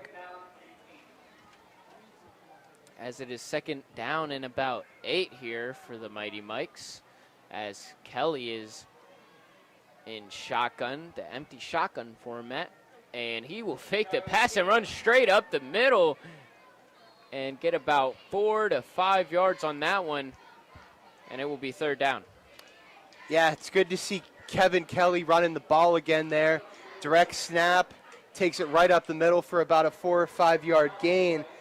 I think Kevin Kelly's, at this point, he's just he's the key piece to all of this. They need him to be okay. They need him to, stay fresh and stay healthy throughout the rest of this game if they're going to do this and come back and win this game. As they fullback dive right up the middle to number 25, Jonathan Lilly, as they get a great yardage for the first down. Kelly reminds me a lot of Lamar Jackson, that dude that has that run-first mentality, throws second. Because we have seen a lot of runs by Kelly, but we have seen some spectacular throws by him too, over the middle to the tight end earlier in this game. As right here, he will take it himself to the right outside, and he will dive for about 3 yards there. Yeah, it was another good gain by Kevin Kelly. But I agree with you, Devin. I think that Lamar Jackson is a solid comparison to him.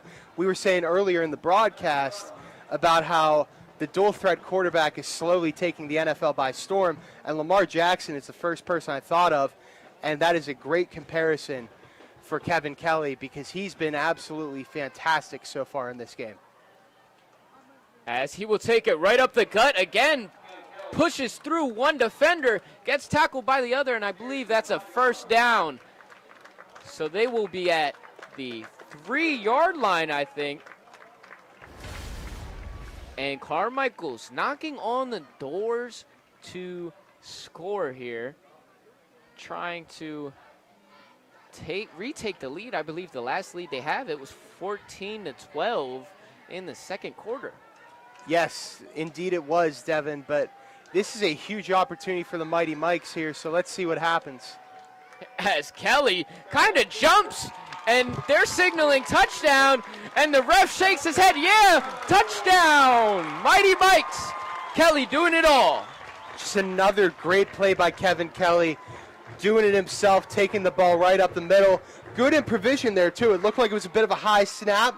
Uses an opportunity to potentially sell a pass and just take it right in for himself for the Mighty Mikes touchdown. And it looks like they will stay out on the field for a 2-point conversion, as Kelly did a little hop step in the beginning, trying to fake off that edge blitzer.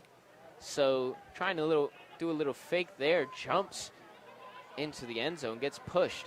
As he will fake to the right, roll out to the left, as he sees an open lane, and it's good as their flag is down. That was another great sell of the pass by Kevin Kelly. We're going to see what happens here with this flag, but nonetheless, a great effort by the senior quarterback of the Mighty Mikes. As it will be a holding call, and you hate to see that if you're the Mighty Mikes. Number 56, I believe, has him by the jersey right there, as he's already beat. So right there, just let him go. But unfortunate turn of events for the Mighty Mikes here on the two-point conversion, and Kelly is just looking in disbelief now that he has to try and score from the 20-yard line for a two-point conversion. Yeah, this is a bit of a difficult situation for the Mighty Mikes, but here we go. As they pass it straight into the flat, and it is no good. He will be tackled 10 yards short of the goal line as Carmichaels has the lead 28-25, and it's just getting started here on CUTV.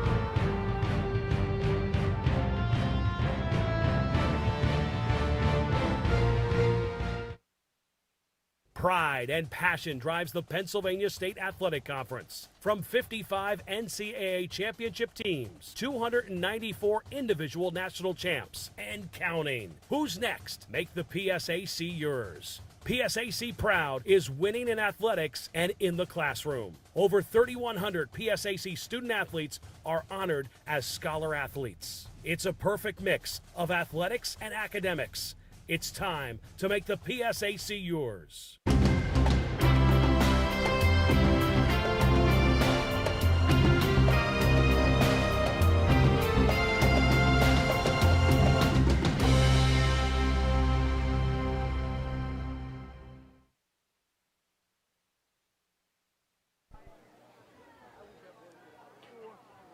Welcome back. Carmichaels taking the lead 28-25 over the Bulldogs as we have a great game here in Carmichaels, PA. I'm Devin Green. Alongside me is Doug Lackey. And Doug, how are you? If you're Beth-Center, what is your force right now on this drive? If I'm Beth-Center, I think the goal has to be to just run Devin Dingle and run him until the tires fall off, because he's been the most dominant force on their offense, so you need to stick by him if you're going to try and come back and win this game. As Beth-Center muffs the punt, and he actually fumbles it, and Carmichaels recovered the ball, as that is number 25 recovering, Jonathan Lilly. And there's a Mighty Mike down on the field, getting stretched out. Believe he has a cramp. So that is something to look forward. As you see to the replay, he just dives straight on the ball. Jonathan Lilly, great heads-up play by him. But a Mighty Mike down on the field, getting stretched out. Yeah, I mean, that was just a great kickoff play. Great effort by Lilly to recover the ball here. And I think the Mighty Mikes are in business here, Devin, down by a field goal. But here's our touchdown play. Kevin Kelly taking it in for the score. He's had quite a few touchdowns this evening, and he has been the driving force of this Mighty Mikes offense. And right there's the fumble there.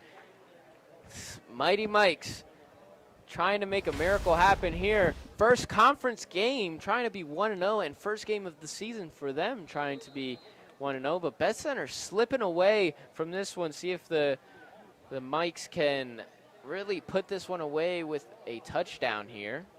With 8 minutes and 24 seconds left, the score is 28-25 as Carmichaels has the lead. Yeah, but Beth-Center digging themselves a bigger hole. Yes. Yes. I mean, the momentum was already off their side. Looks like we're going to have a timeout here. The Carmichaels coach is getting animated as Kevin Kelly had a little bit of a miscommunication, couldn't get the play off. But nonetheless, this has been a fantastic night for the Mighty Mikes. It has been their night. Kevin Kelly has had himself a great night, not only with his arm, but with his legs. And now let's take a look at the Mighty Mikes schedule. Next week they're at Southmoreland, and on September 13th they will be playing McGuffey, and then that huge matchup at Charleroi on September 20th, as Charleroi was a big driving force in the WPIAL last year. You know. Yeah, but losing Gino Pellegrini, that's going to be something that they're going to have to adjust right. to. That Charleroi team is still a good one, though. As you see, all the asterisks are by the in-conference game, I believe, and there is a lot of in-conference games that are coming up for Carmichaels. I believe 4 straight in-conference games that they have. So just something to look out there. If they get this win here, starting off 1-0 in the conference is something huge for Carmichaels, as Kelly takes it to the right side, tries to cut back in, gets hit, breaks one, tries to jump over the other, and then two more Bulldogs come in and eat him up. Yeah, I mean, that was a nice little run there by Kelly, but it did get eaten up a bit. Looked like he had something. He was cutting the edge and then was met by a host of Beth-Center Bulldogs defenders. But nonetheless, Devin, the Mighty Mikes are fighting, and they are in fantastic field position to do the unthinkable, get this touchdown, and go late into the fourth quarter with a 10-point lead. Yeah, something you want to do if you are the Mighty Mikes, maybe draw these plays out. And that's what they're doing, that little inside handoff / fullback dive. They can keep running that until the wheels fall off of that, as you said earlier, as it will be 3rd and short. So hopefully they can get it on this one, as another Mighty Mike is down. They send the trainer out for this one. As you hate to see all these players going down, but you always want to raise the awareness to make sure that you are on the sideline drinking water, staying hydrated, because you do not want to keep catching those cramps. And as I believe that might have been what of we're going to take a peek at the Beth-Center schedule here. That big Week 1 loss against California was a crushing loss. They almost came back and won that game, but their offense faltered in the final minutes. But next week they keep it going with a big conference matchup against Brownsville and then Southmoreland the week after. So we're going to see what happens here with this Beth-Center Bulldogs, who could be on the verge of starting the season 0-2. Yeah, and you never want to see a slippery slope, as Kelly breaks one tackle and runs it straight up the middle for a Mighty Mike touchdown.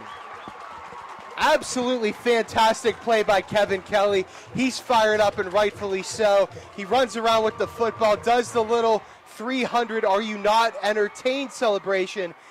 Just absolutely fantastic night for Kevin Kelly, and a fantastic night for the Mighty Mikes, as they are in the midst of doing the unthinkable and beating Beth-Center, potentially beating Beth-Center for the first time in 15-plus years, Devin. Yeah, the last 8 times, we said it earlier in the broadcast, the Bulldogs won, and you could see Kelly running up the middle, trying to get the 2-point conversion. Don't believe he got it, but you could see in the replay his hands out like Gladiator. Are you not entertained? He is saying to this Beth-Center student section that has a short travel, but we'll have a short travel to commercial and back here on CTV.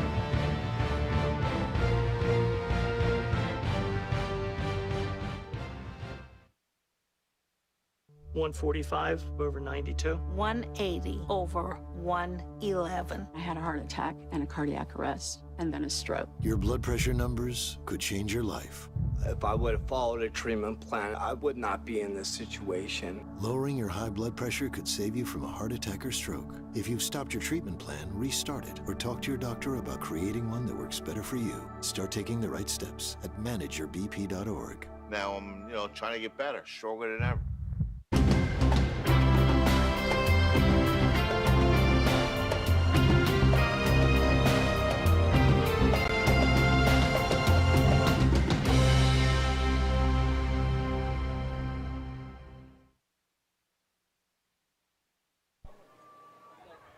Hello and welcome back here in Carmichaels, PA.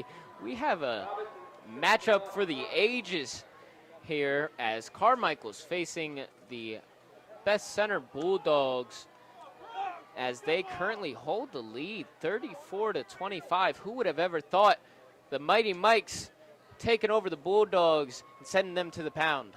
Yeah, it's been one heck of an effort by the Mighty Mikes. Really shocking turn of events here as they have the lead late in this game with about 7 minutes and 12 seconds left to play here. But oh my goodness, Devin, this has been one heck of a game as we are awaiting kickoff here. As Beth-Center does get a good return here, takes it to about midfield. But we will look at the replay of the Kelly touchdown here as he runs straight up the middle, wide open. and then gives us the "Are you not entertained?" to the Beth-Center student section. Just absolutely fantastic by Kevin Kelly. Fantastic play, but an even better celebration. Absolutely phenomenal, and I love it. And being up 9, you tend to be able to celebrate 2-score game as Beth-Center is trying to get back in this one as they throw it out and get the first down, I believe. But I believe that is a familiar face in the backfield. Colby Coons is back and ready to play and finish this game off. Yeah, it's a pretty interesting turn of events here. Colby Coons has been out since about early in the second quarter. It's been Dominic Revy under center, but it seems like Colby Coons has emerged from the shadows, ready to bring his team back for a potential just comeback for the ages. But it looks like this play's going back a little bit as there was a flag. Yes. I did see, as the play was going on, a Bulldogs lineman kind of jammed a Mighty Mike at the line, and they called that for a holding penalty. So you hate to see that after such a great play by Colby Coons. Yeah, Colby Coons trying to make some plays here late in the fourth quarter. 6 minutes and 56 seconds left as, he tries to cut back, and it's that same knee as he goes straight down, and they will most likely take him out of the game for this one. Yeah, we shall see, Devin. We don't want to speculate, but that's an absolutely devastating blow to the Bulldogs offense. Looked like Colby Coons was back and ready to roll, but just absolutely just heartbreaker for the Bulldogs. Yeah, that cut back, something happened with his knee there. I believe it might have buckled or re-agitated it. As you could see the new graphic here, myself, Devin Garina, and my friend Doug Lackey here with our Twitter handles. So follow us on Twitter. We tweet some funny stuff, I believe. You tweet some Pittsburgh Penguins stuff if you're into that. I'm more of a Blackhawks fan. But, yeah. So that would be really interesting to see some of our tweets as upcoming broadcast. September 6th, Cal U at St. Aislinn. New Hampshire, that is going to be a drive for us. Yeah, it is. It hasn't happened since 2017 as the first round playoff loss to Assumption. I believe Colin went to that game and said it was beautiful. He said it was a beautiful venue. It was a great game. Despite the loss, just Cal U's just putting in work, putting in that effort. But September 13th, Riverview at Charleroi, and September 14th, Cal U versus Kutztown. That's right, Devin. I feel like you guys are really going to enjoy yourselves on that ride to St. Anselm in New Hampshire, because they always say road trips bring people together. And I think we spend enough time together that this would be a great bonding opportunity, even though it's a 10-hour drive. So we shall see how that goes. I will not be on that trip. I will be doing high school football that night, but I'll be sure to keep up with the updates that I get from you guys, Gary and Colin, as you guys would be in New Hampshire that night. Now, Colby Coons is being helped off the field by the trainers for the Beth-Center Bulldogs. Good to see that he's up and moving. Thankful that he is okay. Yeah, hate to see that the injury happened in general. Hate to see players go down, but that's the risk you have, putting him back in the game when he was already injured. Little did we know the extent of it. Right. But putting him back in the game, risking him getting more injured, is just something that the risk has been taken, and they just have to deal with the consequences here. But as you were saying, that road trip is going to be fun. We actually have a little something getting cooked up for a little series on YouTube. So just be on the lookout. CUTV Sports 1. Make sure you subscribe, put the notifications on, as Beth-Center tries to take it up the field. Believe that was Dingle. Yes, that was Devin Dingle on the carry, trying to make something of this second and forever scenario, now third and forever. They're really going to have to potentially try and get involved in the passing offense to try and get a first down here, as it is 3rd and 21. 3rd and about 3 miles and 47 kilometers. It seems like. Big math guy, not really major in math, more communications, but as the play will be stopped by the refs, I believe a little bit of a false start for the offense, so they'll get pushed back even more. So that's another 32 kilometers. Yeah, it's it's going to be a huge. It's going to take a huge play to get this first down here, as it is like 3rd down and forever and even more. So let's see this play here for the Bulldogs. Yeah, they were going to have to go deep with Devin Dingle rolling out to the right. He stiff arms one dude, cuts to the back to the outside, tries to cut back in the inside, and just gets tackled by every Mighty Mike on the field, as it will be 4th and about 13. So this is where Beth-Center is going to have to convert on this. If not, Carmichaels has the ability with 5 minutes left to run the clock out and potentially score again if they get the ball in this good of a field position. Yeah, I feel like this is a huge gamble for the Bulldogs.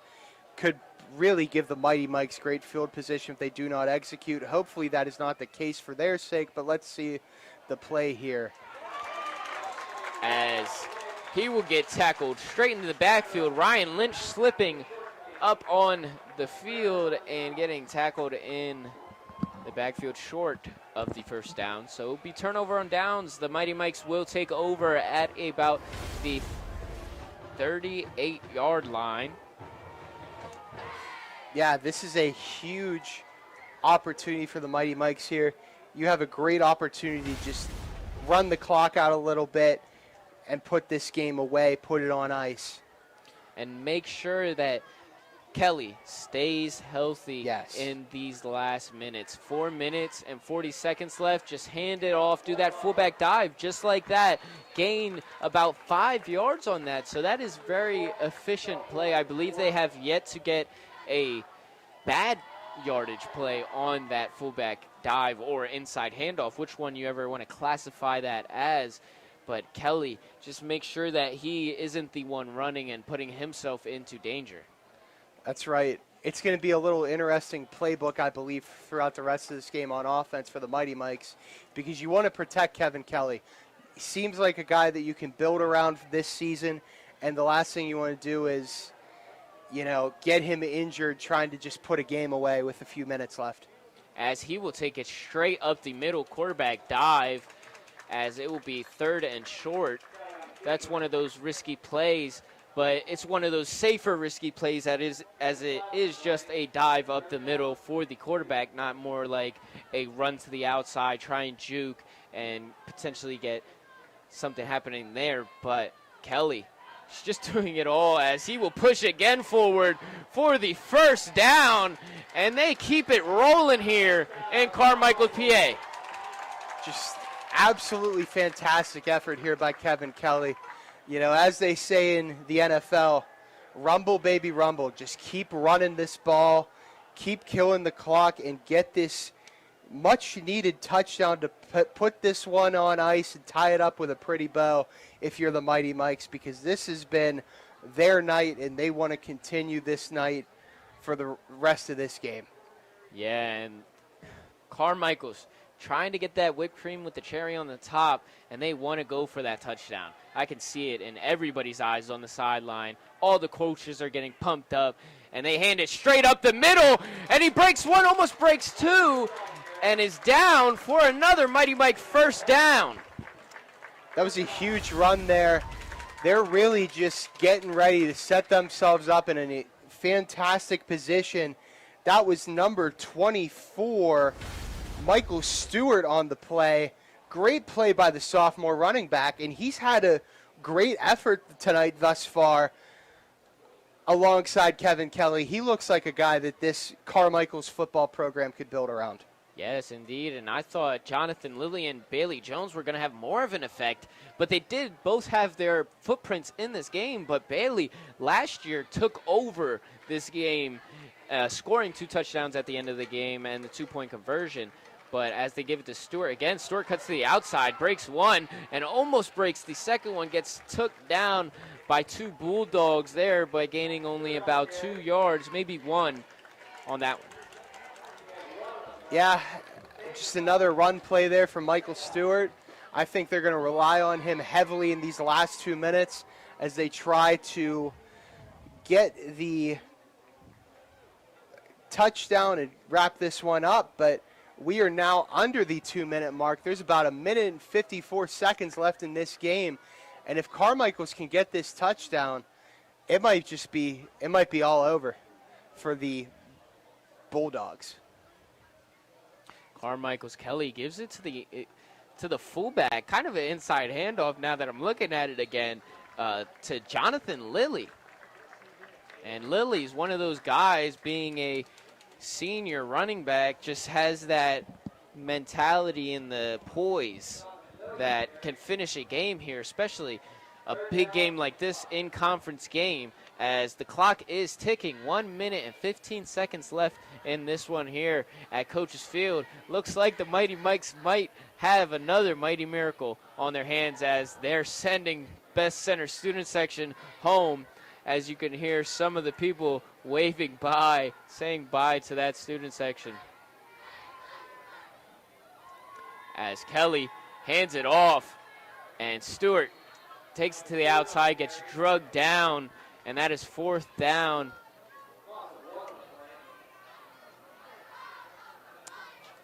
.42 seconds left in this one, as the score is 34-25.